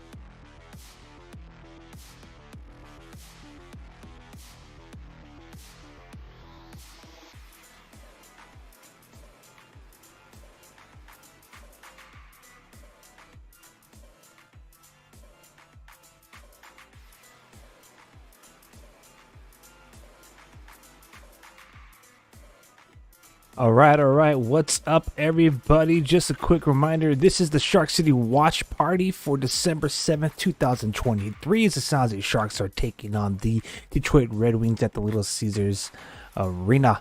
We are back. Let's go. Okay, we got some comments. Let's show them how we showed New York Islanders. Absolutely. Go Sharks. Yeah. What else do we got here? Let me just do a quick little history. 4-4. That's right. That's right, Sharks fans. Make sure they put some respect on our team's name. All right, let's talk about the intermission stats here. Where we are at after freaking after 2 periods here. So it's a 4-4 game. I'm sure that these stats might fluctuate, given that the source is indeed NHL.com, and they tend to kind of fluctuate as the intermission goes along. But nonetheless, San Jose Sharks, as of right now, have reportedly 22 shots on goal. Detroit Red Wings has 23. San Jose Sharks are winning 41% of faceoffs. 59% of faceoffs have went to the Red Wings' way. Both teams are unable to score on the power play, but how about them Sharks shorthanded, baby? Sharks have committed 2 penalties all game long, and those penalties are both in this past period. So William Eklund for tripping, which was ridiculous because he dropped his stick on the ice, and Moritz Seider from Detroit trips on his stick on the ice, and they call William Eklund on that penalty, and that was at a minute 49 into the first. Later on, Marc-Edouard Vlasic was called for unsportsmanlike conduct at 13:40, and I think the Sharks took exception to that because they went to score freaking 2 shorthanded goals, practically three. But yeah, what an amazing showing. All right, so your goal scorers through that entire period. Saudi Sharks have to watch out for, we got a comment right there. Hey, bud, 4-4 Shark Attack. Absolutely. So Sharks got to look out for Michael Rasmussen of Detroit. He's on hat trick watch.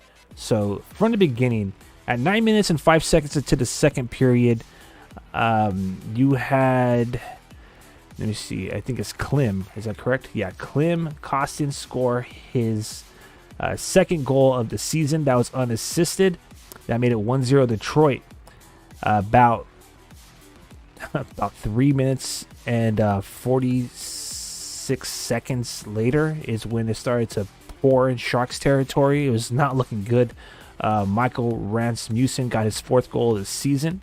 That was assisted by Sprong, who got his 11th. So Detroit's up 2-0 at 21:51. That was a tip-in shot. And then he scores again via tipping in the puck. I honestly am surprised that wasn't challenged because it looked like his stick was above the crossbar. But I think what happened is David Quinn elected to call a timeout, chew out the boys, light a little fire under them, which I think is a good call because it obviously helped out. Not immediately, because that second goal by Rasmussen was scored at 13:04. So 12:51. Let's do the math. 9 seconds plus 4. 13 seconds later, he scores another goal. And then 36 seconds after that, freaking Detroit scores another goal. So, after the third goal against that timeout happened, Quinn freaking chews him out, doesn't elect a challenge. And then, man, I was like, great. What's going on? It's 4-0 because Lucas Raymond scores his 9th of the season. Assists by Fabry, his 4th of the season, and Sharia, his 7th. So by then, it's looking pretty bad in Sharks territory. Then Hurdle picks up right where he left off against the New York Islanders. He scored a hat trick his previous game, so he gets his 8th goal of the season. That happened short-handed. Lovely play. Willem Eklund gets the primary assist, 7th assist of the season. John Ruta gets his 3rd assist of the season. As I reported earlier, this stat comes from Sharks Public Relations on X. The shorthanded goal by Tomas Hertl is his first shorthanded goal this season, obviously, but it's his 9th all-time. Excuse me. It's his 6th all-time, which now ties him for 9th all-time with Evander Kane and Mike Ritchie on the Sharks all-time shorthanded goals list. So one more time, because I kind of messed that up. Tomas Hertl's shorthanded goal, his 6th of his career, ties him for 9th all-time on shorthanded goals list in franchise history with Mike Ritchie and Evander Kane. All right, that happened at 14:08. We got some comments. Let me acknowledge those. Teal is flashing the goal light on and off and on. Absolutely. And Detroit forgot how to fly. Yes, they did. They got a flat tire there in Motor City, baby. And what we got? 2:30. Looks like what? 38 seconds later or so. I think that's about right, if my math is mathing right. Fabian Zetterlund says Tomas Hertl takes the lead for goals scored this season. I don't think so. He scores his 8th goal this season. Fabian Zetterlund, short-handed at 14:46. Primary assist goes to Jean Ruda, so Jean Ruda gets an assist on both of those goals, short-handed goals. His 4th of the season, 4th assist that is. Mikael Granlund gets his 12th assist of the season. Granlund's looking so freaking good this season, baby. Then Nico Sturm decides to show up, not once, but twice. Nico Sturm scores his 1st goal of the season. Primary assist goes to Mark-Edward Vlasic, who gets his 1st assist of the season. And the secondary assist goes to Kyle Burrows, 3rd of the season. That's a tip-in goal at 15:52. All right. 1937, before the freaking period ends, Nico Sturm gets his 2nd in the game. So now Nico Sturm is on a hat trick watch for San Jose. 2nd of the season, ties the game up. Justin Bailey gets his 3rd assist, primary assist, and Kevin LeBanc gets secondary assist, 4th of the year. Man, I am loving it. So if you're on the Red Wings side of things, Michael Rasmussen is on hat trick watch. If you are, of course, here on the Shark City side of things, we are looking for Nico Sturm to get that third goal for his hat trick. All right. What a freaking period, baby. Thank you to everybody who's commenting and joining us right now on YouTube. For those of you who are watching us on X, double tap that screen. San Jose Sharks are looking like they are them. They are honestly the real deal. I think a lot of fans are starting to wake up, including maybe even the league. They're starting to freaking realize that this team's legit. This team is actually really, really good. There's 20 more minutes of regulation left. One more period is another way of saying that. In this first meeting of the 2023-2024 season, we only play them twice. So however this game goes down, it won't be too long before the San Jose Sharks will be taking on the Red Wings one more time. They'll be hosting them right after the new year, January 2nd, at the Shark Tank. So I would love nothing more than for the Sharks to sweep this season series. So let's go Sharks, baby. We got about 7 minutes before they drop the puck in the third frame. So with that being said, I'm going to take a quick timeout, step away so I could show a little love to Sebastian James Barkey here. He always feels some type of way when I'm doing the watch parties. And then I want to get some more tea to soothe, the throat here, because the Sharks have not been doing me any favors this road trip, man. They've been having some exciting hockey. And, we'll get back together right when the puck drops at the third period. So thank you to everybody who's been watching and joining along from top of the hour. Thank you to those chiming in who are on vacation. Big shout out to Hockey Goalhorns Live on YouTube. And, let's hope that the Sharks could pull off another dub. My bad. Goalhorn went off prematurely there. Hopefully that's a good sign of things to come. All right. We're going to take a quick break and come back for this third period. San Jose Sharks, baby. Detroit Red Wings all tied up.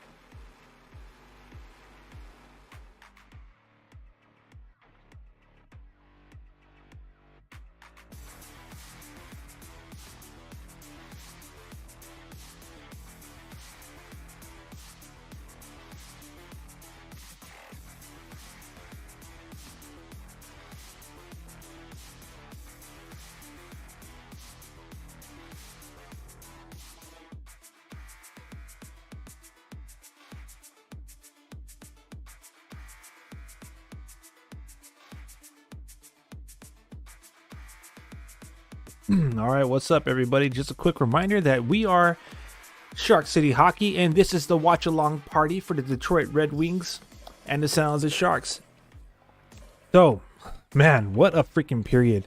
From my understanding, what I'm hearing from reports here is that the Sharks and the Red Wings, there was 6 goals scored. I forgot what the amount of time was, so let me see if I can math it up here really quick for y'all. But from what I'm hearing is in that span of 6 goals, so from 9:05 to 14:46. So what is that? 1, 2, 3, 4, 5, 6. Long story short, you do the math. Apparently, the Sharks and the Detroit Red Wings were like 1 second away from setting the record of that many goals scored within that time span. So, wow, right?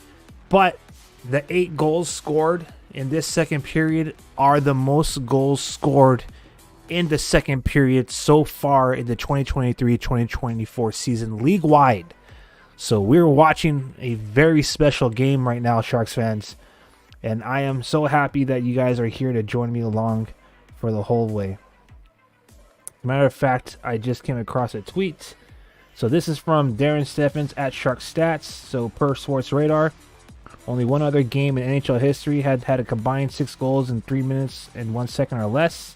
It was back in February 22nd, 1981. I wasn't even around. Wasn't even a twinkle in the eye. It was against, check this out, the Quebec Nordiques. Oh, wow. And the Washington Capitals. They combined for 6 goals in exactly 3 minutes. So, isn't that something?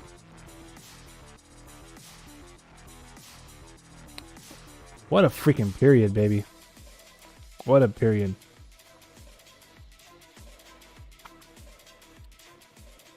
Woo! What a period.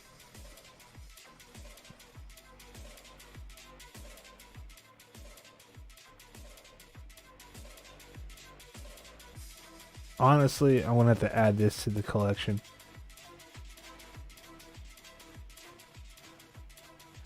What a freaking game, baby. What a game. My bad, I'm tripping. So,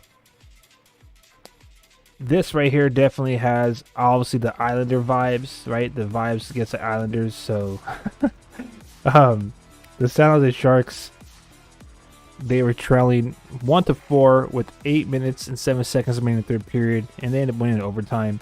Of course, a lot of fans felt some type of way about that because, you know, Game 7 vibes when the Sharks were down 3-0 with 10 minutes and 47 seconds against the Golden Knights, and they come back to win that game 5-4 in overtime. This is a little bit different though. This all went down in the second period, which, by the way, the third period is now underway, so let's get that clock rolling. But back to what I was trying to get at. 5 minutes and 52 seconds. All right, 5 minutes and 52 seconds remaining in the second period, and the Sharks were down 4-0 against Detroit. And now here we are starting this third period, tied up 4-4.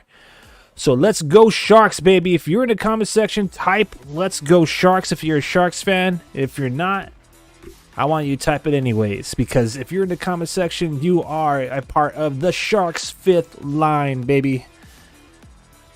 Love to hear from the Sharks' fifth line. Oh, man, what a game. Let's go. Let's go. Got a comment. Let's show them how we showed those. Oh, yes, yes.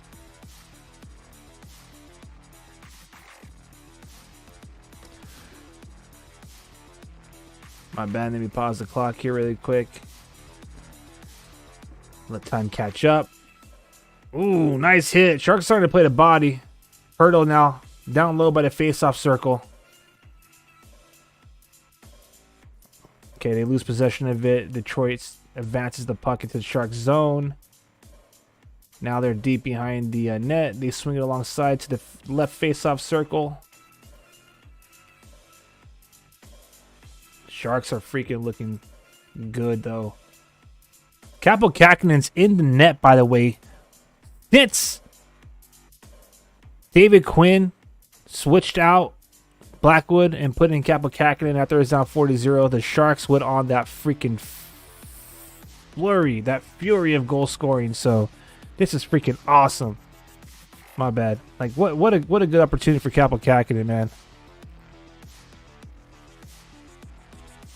All right, so let me just catch it up right here really quick. 18 minutes and 32 seconds. We get a stoppage in play. I guess the puck was touched with a high stick. So here we go. A little mini game when it really comes down to it. Shots for each team is 24 apiece. Goals for each team, 4 apiece. A little mini game here. I think the Sharks are the better team.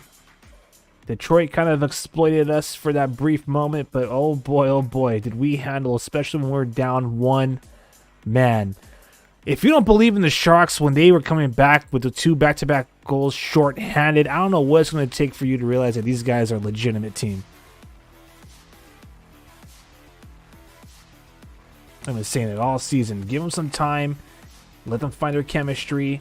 You hear the same message now being said by Anthony Duclair, Mackenzie Blackwood, who for some reason Sharks fans want to see dealt away during the trade deadline. I would love to see them stay in San Jose. So, anyways.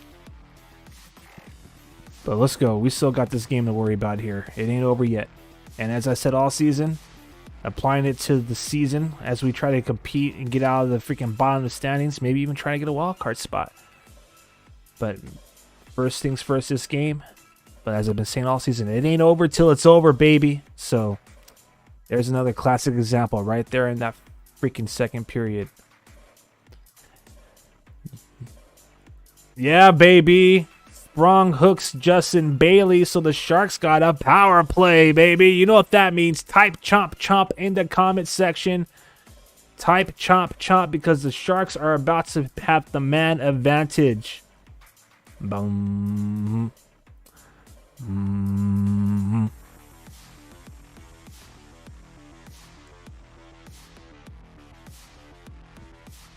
All right, Sharks win the face-off. It looks like Addison's down there. Quarterback sends it. Oh, it was blasted and hits wide, but Sharks get possession of the puck again. Addison to Granlund. Granlund slaps it. Granlund to Zetterlund. Ooh, nice interception and pokes away. That's right. Chomp chomp. Thank you very much in the comment section. These Sharks, baby. This is a prime opportunity right here. All right, so Granlund feeds it to Zetterlund. Zetterlund chips it to Eklund. Eklund sends it down to the trapezoid. Granlund sends it to the wall. To Hurdle. Hurdle back to Granlund behind the trapezoid. Hurdle sends it to the blue line. Gets set to Eklund by the face-off circle. Eklund finds Hurdle. Hurdle puts a shot on the net, but that gets saved. Addison keeps it in. And it gets knocked clear of the zone. I think right now would be a good time to figure out who is in net for Detroit. My bad, everybody. Kind of forgot to tell you who the goalkeeper was for Detroit. Tonight, it looks like Alex Lyon is in there. No, I'm lying. It's a Husso. Pardon me. All right, 30 seconds remain on this power play. Sharks starting from deep in their zone. They advance it out. They enter the zone. Kevin LeBanc had a nasty pass.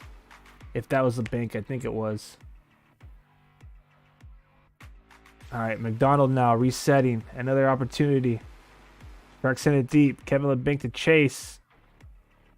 Husso gets to it in the trapezoid. Sends it to his special teams unit, and they clear it. 5 seconds remaining. Sharks trying to do something, and they ice the puck. So... fortunately, it looks like it's going to be the same old on the power play for the San Jose Sharks.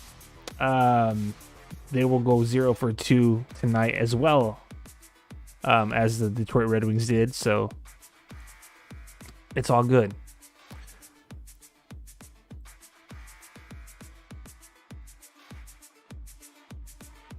All right.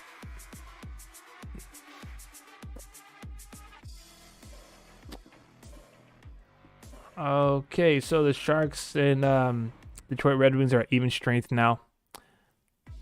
Just waiting for this clock to catch up really quick.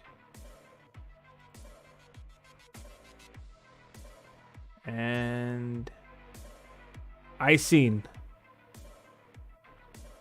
by Detroit. So here we go. Sharks get an opportunity to take the face off down deep. We got a comment saying Sharks comeback season starts now. Absolutely.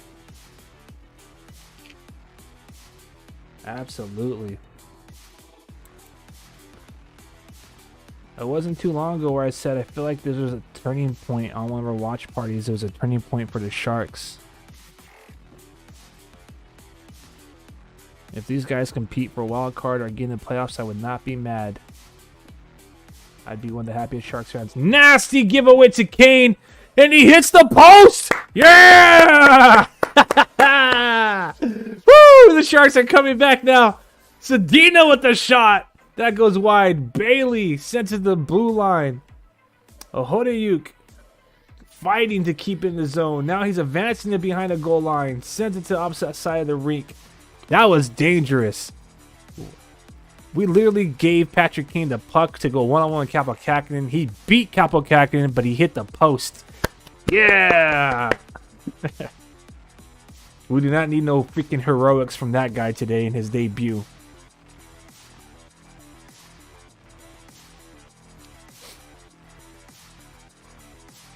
Oh! Granlund almost dekes out the freaking goaltender. The Duke gives it to Zetterlund. He puts a shot on net. That's saved. Oh, nice move by Detroit. They shoot it. It goes wide. Maybe even hit the post. It doesn't matter.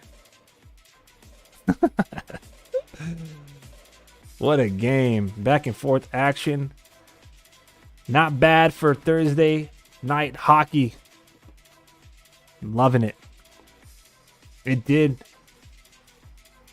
Ooh-wee. Patrick Kane had a good look. And that last shot, I think it did. Kaapo Kähkönen got a piece of his stick and it hits the crossbar. Ooh, that's just like that Islanders game, man. Islanders hit a bunch of posts in that Sharks victory. We'll take it.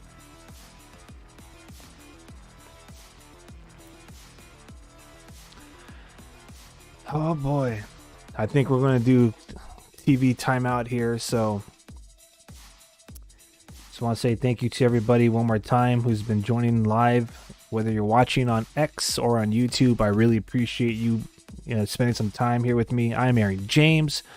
I am creative at Shark City Hockey, host of Shark City Unfiltered. You are watching the #1 live stream in Sharks territory. And, I invite you to check out our website at Shark City Hockey. You could find our previous shows, our previous live streams. We have some cool interviews with some prospects and Sharks legends on our webpage. And check out all of our content for, honestly, more relatable Sharks fan content. You can find us at Shark City Hockey on Instagram. And, for some, graphics and, commentary during the game and whatnot, you can find us on X as well at Shark City Hockey. Our page is still standing at Facebook.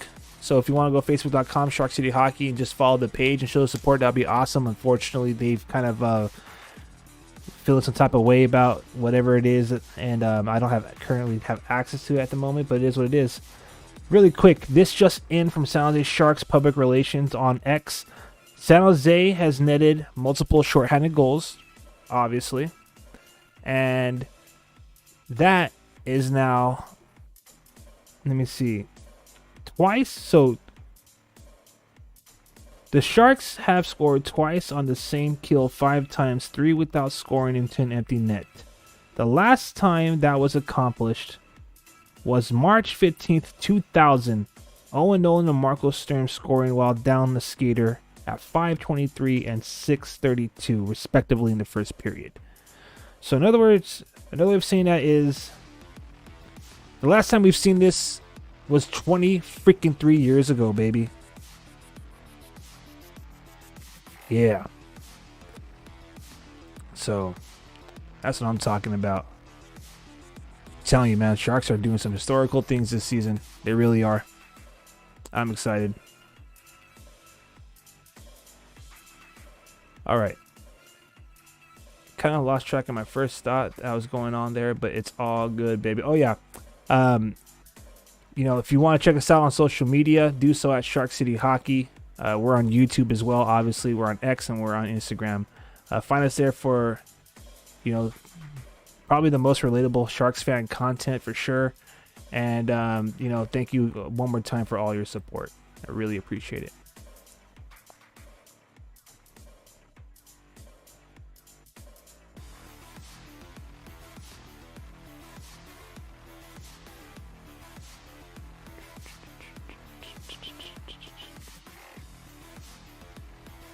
All right, let's see. We'll get back to the action here. Oh, my bad on the clock. Let me fix the clock for y'all.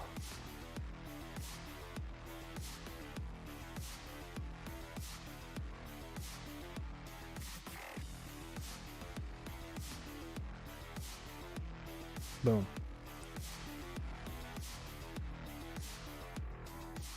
Okay. 12:42. I know it says 12:40. I'm gonna go for 12:42. Reset. There we go. 12:42 left in this period. Icing on the Sharks right there. So still a tie game, 4-4. 26 shots respectively for both teams right now. Nico Sturm in the faceoff circle. Detroit wins it. They put a shot attempt. Doesn't make its way through. Sharks clear the zone. Nico Sturm is on hat trick watch, and he is on the ice. Addison's trying to fight off the puck carrier. Detroit is not able to connect to the pass towards the blue line, so they have to go all the way back to their own trapezoid. Out there now, hunting pucks. Yes, icing.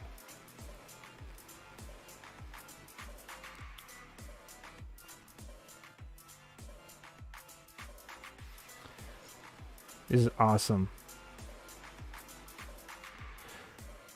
Ooh-wee, baby. My bad. I am starting to be on the edge of my seat. Pardon me if the commentary starts to come with more pauses in between, but I am into this game.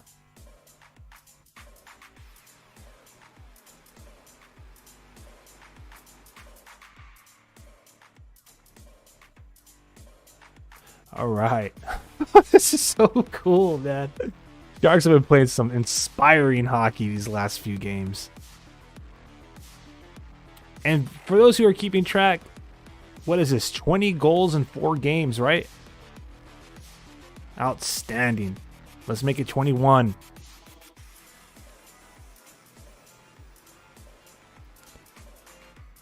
The one improvement I'm noticing is that the Sharks are not stopping and watching. They are constantly moving their feet. They are constantly skating. Nice shot from the freaking center ice. Gets on net. Husso makes a save, and now the Sharks are trying to make the most of it. Barabanov loses it. It looks like it blew a tire. So now Detroit's trying to set up in the O zone, but that's taken out by the Sharks, and now they're on a rush. I'm loving their zone entry in this game. They throw it on net, forcing Detroit to make some saves. It finds its way out. Now it's a center ice. Detroit Red Wings dump it in deep behind Capo Kakinen in the trapezoid. Another fucking, another Shark freaking, pardon my language. Blows a tire there.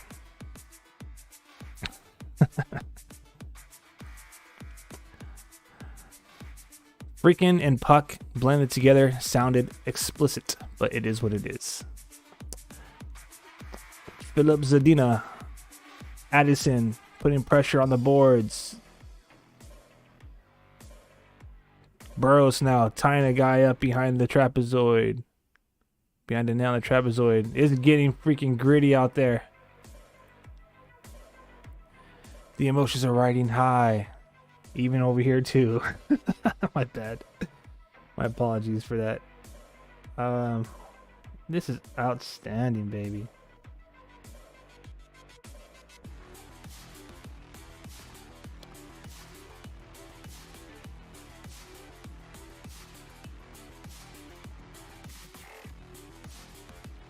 checking my comments right now. So I still have some comments coming through on our social media post, and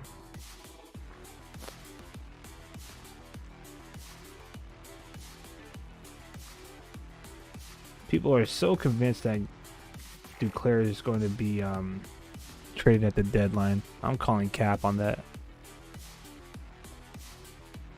I don't know why people feel some type of way about Duclair. I think he's been amazing for the team, for the fans.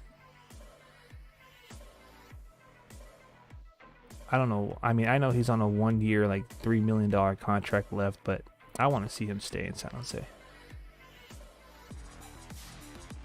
Looks like we're about to have a fight, or what's going on here?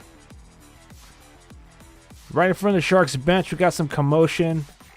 It looks like Rasmussen got tied up with Bailey. We'll see if any penalties are awarded as a result of this.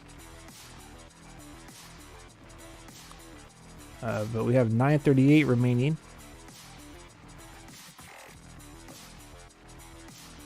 Thank you. So we got someone saying, "Pride and Joy San Jose." The Duke is San Jose is where it's at. All right. I want to take a quick moment because I realized that I got some tea brewing, so let me go grab that so we can finish off this period, all right? Just stay right there.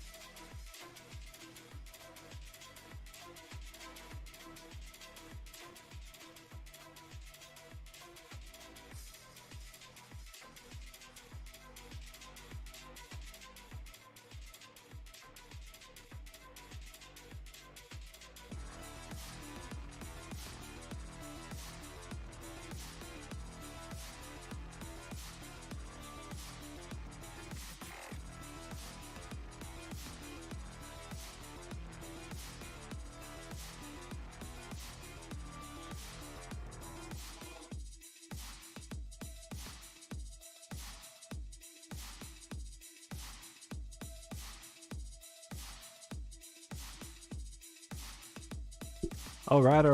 I am back. Thank you. I had to go get the tea there. All right, Sharks fans, who's getting the game-winning goal for San Jose? Let me know. Let me know who's going to get the game-winning goal for San Jose. I'm going to go out there and say Nico Sturm gets a hat trick. That's what I'm going to say.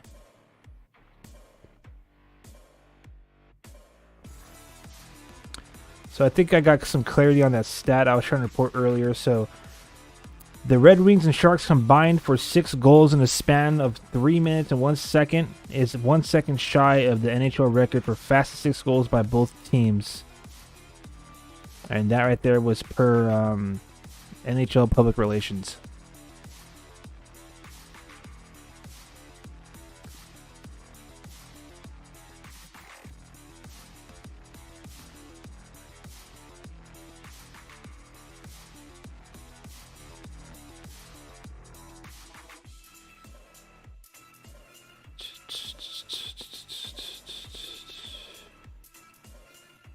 My bad, on the delay.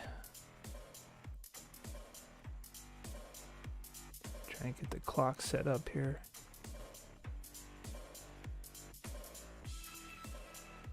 All right, so 4-on-4 hockey as a result of that little scrum that happened in front of the bench.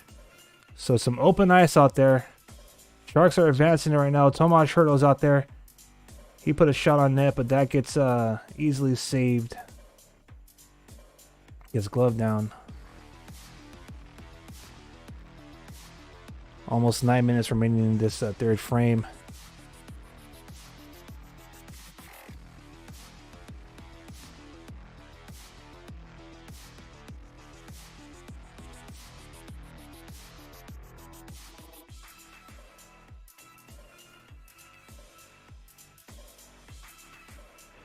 All right, here we go, Sharks fans. Let's see if the open ice is for our benefit. We looked really good when we had 4 skaters last time. A minute and 15 seconds remaining on this 4-on-4 action.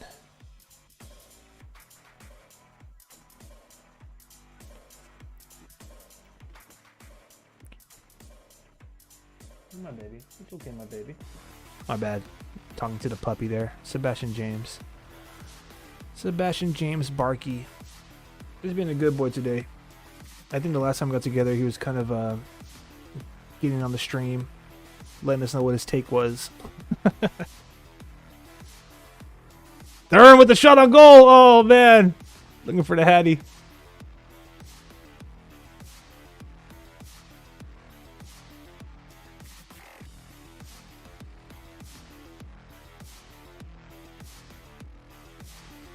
"37 seconds remain on this 4-on-4 action here. 8 minutes and 14 seconds remain in regulation.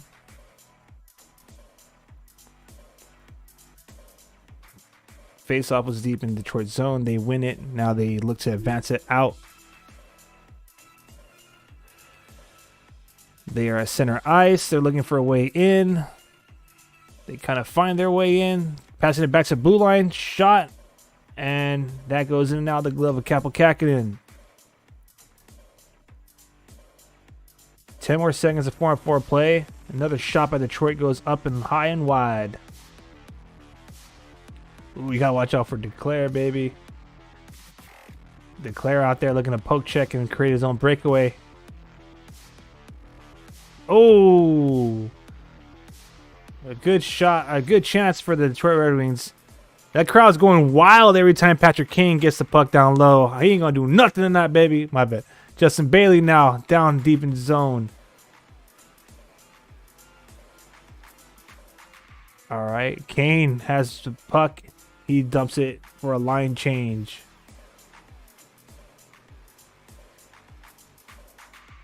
Sharks now advancing the puck out the zone, looking to zone entry. They do so. Shot on goal. Nice shot from Eklund, baby. Barabanov and Hertl working down in the trapezoid. Hertl now skating around the half wall. Pass it up to the freaking point. Addison doesn't find his way through his shot.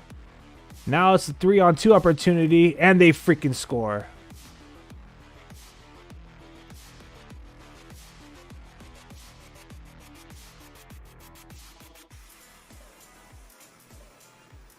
Man. Man, oh man.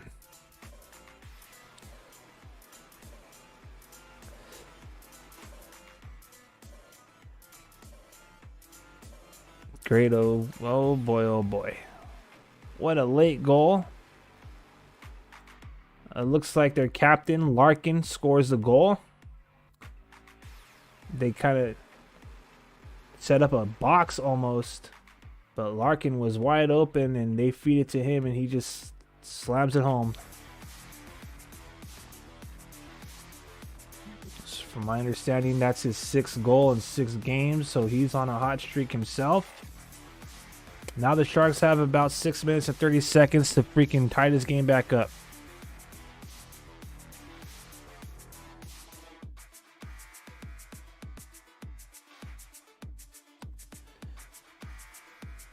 All right.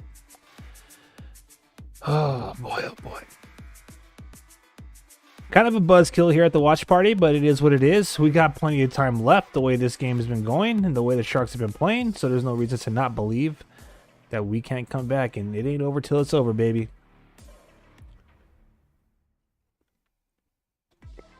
Ah, boy.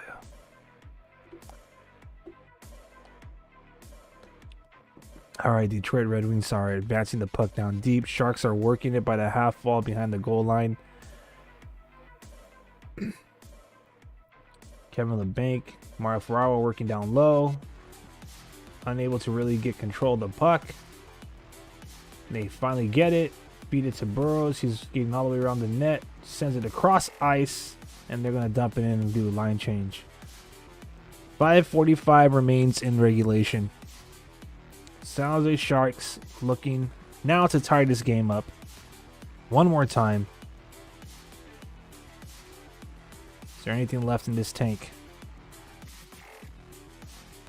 And not the tank that you all are hoping for out there. Let's go, baby. Let's go. There we go. McDonald was offsides.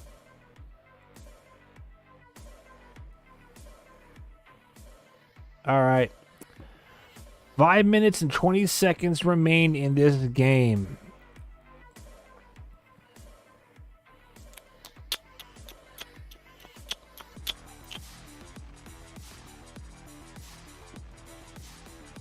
What a freaking game. All right, so the tie is broken at 13 minutes and 20 seconds of the third period. It is the Detroit Red Wings captain, Dylan Larkin. He scores his 11th goal of the season. Primary assist goes to Raymond, and secondary goes to Fabry. Raymond's 13th assist of the season, Fabry's 5th of the season. They literally set up a box and just kind of advanced the puck in the zone and were tic-tac-toe passing it to each other until it found their captain's stick, and he slams it home for his 6th goal, I believe, in the last 6 games. So definitely could use that Nico Sturm hat trick, or anybody else who wants to step up to the plate and bang the puck home. As of right now, your game stats are 32 shots on goal for the Sharks, 28 for the Red Wings. We had 38.6% of the faceoff wins. Red Wings have 59.6.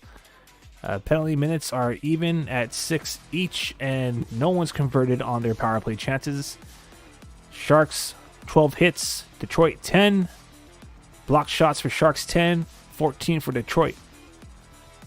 3 giveaways for the Sharks, 7 for the Detroit Red Wings, and 2 takeaways for each team. So let's go.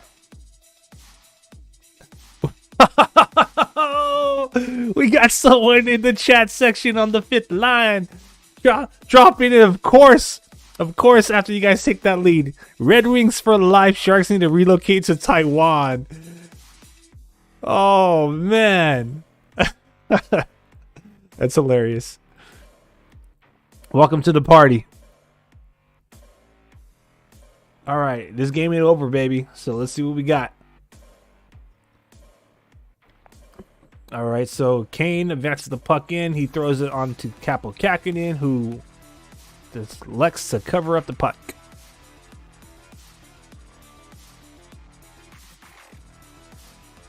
Oh, man, that was Vlasic. So Vlasic, for some reason or another, it looked like he either blew a tire.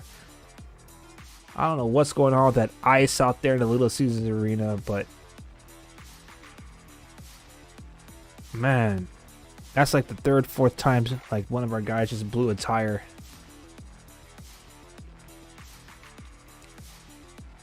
All right, here we go. Sharks with opportunity, 3-on-2. That got shut down quick, but we still got the puck deep in their zone. Addison sends it back to the trapezoid. Granlund's out there with the Duke and Fabian Zetterlund. One of the better Sharks lines this season. Addison now deep in the Sharks zone, has to reset in the trapezoid. Sharks advance the puck out the zone. They're looking to bring it deep into Detroit. We find it. Barabanov sends it down behind the goal line of Detroit. Looks like Hoffman's out there. Eklund's out there. No, that's Barabanov, pardon me. That's Ruda. All right, here are the Sharks, baby. They're trying to set it up. Hurdle with the shot.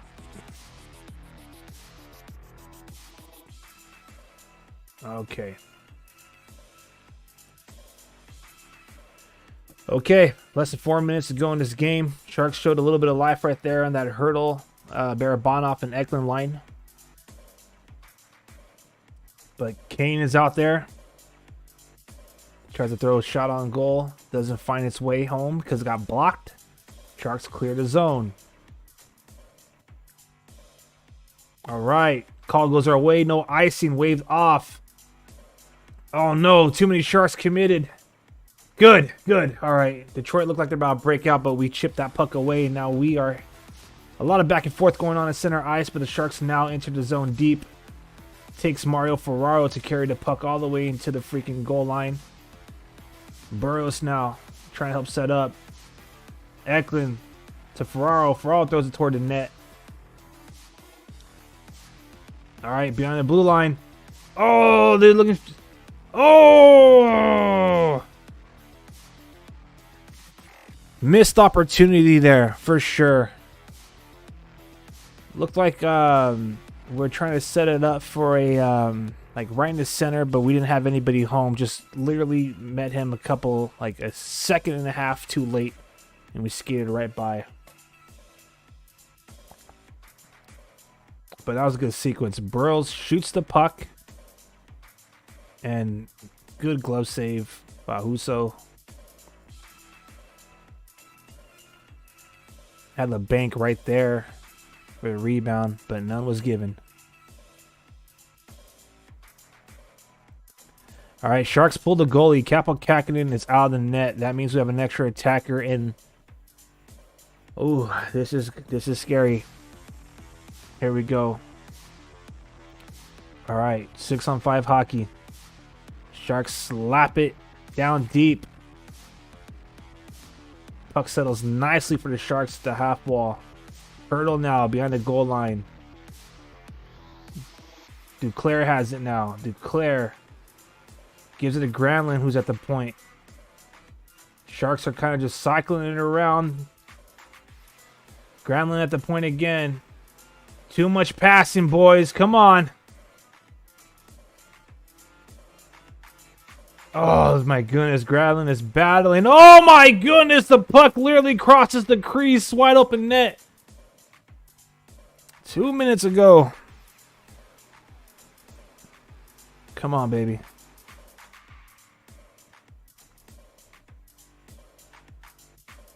Come on, Sharks. Let's go. Oh, Rasmussen's looking for his hat trick. Sharks are fighting that off. Literally fighting that hat trick away.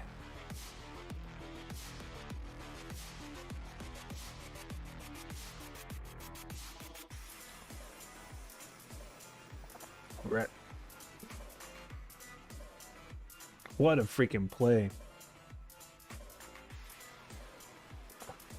Oh, boy, oh boy. Looks like Fabry and Granlund were just battling it down deep, and he kicked that puck, so even if it were to find its way to back of the net, it would have not counted. Pardon me. Granlund at the point, blast it. It goes, yeah! Tomas Hertl!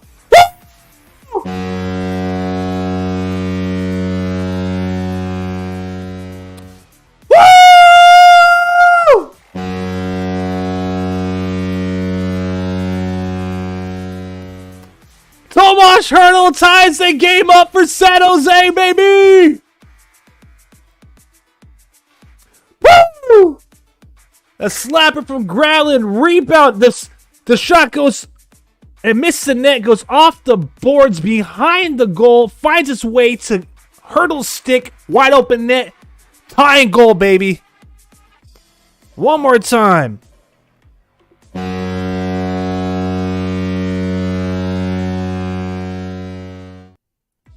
Tie game. Now the Sharks controlling it down deep. Bailey throws it in the net. That gets pushed aside by Husso. Got a comment. Let's go. Absolutely, baby. My Sharks are hungry. Put some respect on my Sharks' name, baby. Put some respect on my team's name. Let's go. Woo! We looking to earn points again. This game ain't over yet. Detroit now. Detroit got some pressure. Battle lead by the half wall. Burroughs clears it. Good thing. Detroit blasts it back down. About 30 seconds remaining. I have a feeling that these guys are going to grind this clock out. Ooh, what an angle. Shot on goal, but Kaapo Kähkönen fights it off. It was a nice angle. 20 seconds remaining. Detroit is not happy. We are ecstatic here in Sharks territory. Someone says I should be studying for finals. Let me know if I have to draft off. If I have to draft a slip for you. Like, please excuse. He was up watching the Sharks game.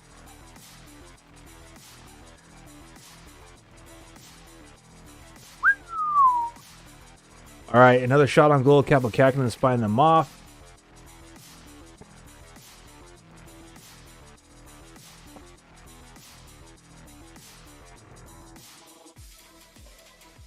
Tomas Hertl scores his 5th goal in the past 2 games. His 3rd extra attacker goal for him in those games. 8th goal of the season. No, that's not right. It should be his 9th goal. I was reading off of Sharks PR there. My bad. I'm going to run the clock down because that is it. Time has expired. We're going to overtime. We are going to overtime. I love it. So we've earned a point. We've earned a point.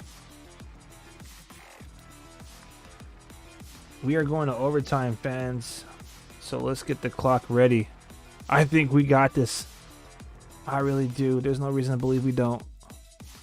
But either way, I am so happy right now. So just really quick, pardon me as I pull up the Sharks schedule to make sure I report this accurately. So 1, 2. All right, so 7 games. The Sharks have earned at least a point in 1, 2, 3, 4, 5 of the last 7 games. Let's go, baby! Let's go! That is right. That is freaking right.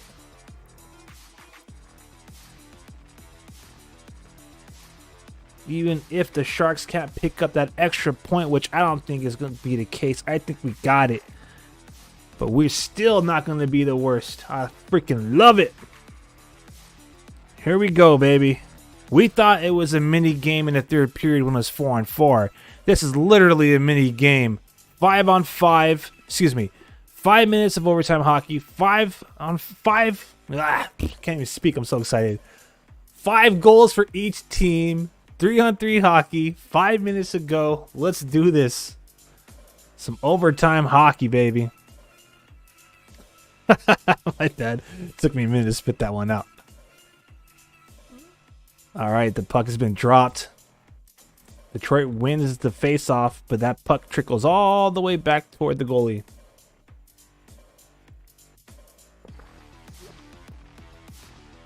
Ooh, nice poke check. All right, so we have Zetterlund, Granlund, and Ferraro out there.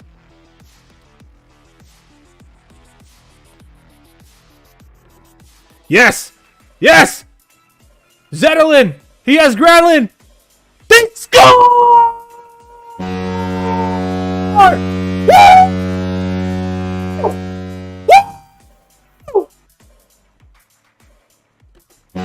Game over! Sharks win, baby! Woo!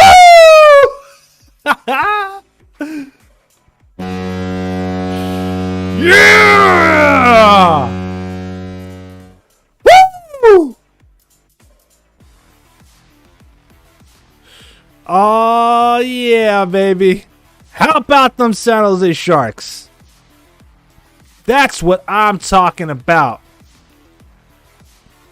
What a freaking game, baby. What a game. Never lost faith. Always keeping faith. I love it. I love it. That is it. That is game, baby. How about them Sharks? How about them Sharks, baby? Woo!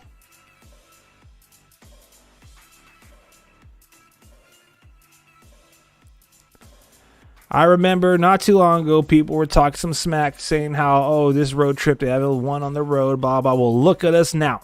Look at us now. Who'd have thought? We thought so here at Shark City Hockey. So did everybody who's commenting on the Sharks' fifth line. We got a comment saying Detroit forgot how to fly. Yes, they did. Yeah. Yeah, baby.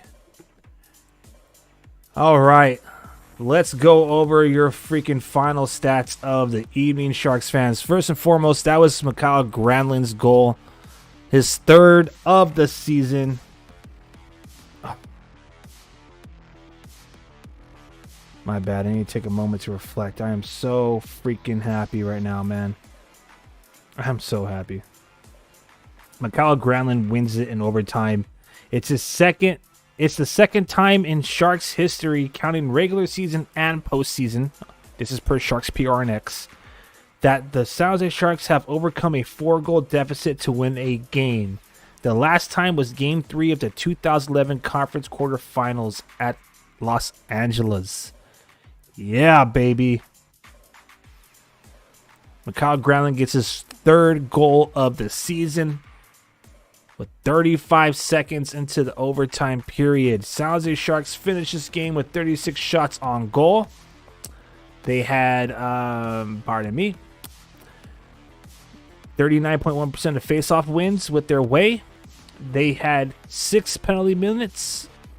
They were 0 for 2 on the power play. Didn't matter. We had 2 shorthanded goals. I mean, forget those stats. Let's look at the box score really quick. So, first and foremost, stick taps to Kaapo Kähkönen, who came into the game when the Sharks are down 4-0. He made 10 saves off 11 shots for a .909 save percentage. Thank you for your service, Mackenzie Blackwood. Unfortunately, he went 16 for 20 saves tonight for a .800 save percentage. Kaapo Kähkönen played 25 minutes and 32 seconds, and that's all it took for the Sharks to come back and win this freaking game. All right. Let's go over some of the, top performers tonight. Nico Sturm, 2 goals, gets 2 points. Fabian Zetterlund gets 2 points off a goal and assist. Tomas Hertl has 2 goals tonight, so he gets 2 points. Kevin Labanc got 1 point and assist. Mikael Granlund, the hero of this game, number 1 star without a doubt. 3 points, 2 assists, and that overtime winning goal. Eklund has a point with an assist. Bailey has an assist. Barabanov has an assist. Kyle Burrows has an assist. Mark-Edward Vlasic has an assist. Jan Rutta with 2 assists. Woo! That's 1, 2, 3, 4, 5, 6, 7, 8, 9, 10, 11 different Sharks on the score sheet tonight. What a game. What a freaking game. All right, Sharks fans, thank you very much for joining me. That was Mikael Granlund's 500th career NHL point, a game-winning goal in overtime. The San Jose Sharks are the real deal. They're the real deal. You can't tell me any different. I love this freaking team, and I love all of you for supporting Shark City Hockey. Thank you once again for joining me for this real-time reaction and live watch-along party as the San Jose Sharks defeat the Detroit Red Wings in overtime 6-5. Don't forget to check out our webpage at sharkcityhockey.com. And, of course, follow us across the board on social media at Shark City Hockey. Shark City Hockey, always innovated, never imitated. They try to act like we ain't the ones, but talk is cheap, baby. San Jose Sharks are hot. They are hot. 5 earning points in 5 of the last 7 games. They have 21 22 goals in the last 4 games. That's what's up. All right, everyone. Y'all have a great rest of your Thursday evening. Victory Fridays tomorrow, baby. Until next time, I'm Aaron James. Thank you for joining me on this one more time live watch-along party, courtesy of Shark City Hockey. Can't wait to connect with you guys again on Sunday night as the Sharks look to finish off an outstanding road trip. And they got a tough opponent to do it against. The defending Stanley Cup champs, the Vegas Golden Knights. So until then, y'all, enjoy the rest of your weekend. I'll see y'all on Sunday night. Let's go Sharks.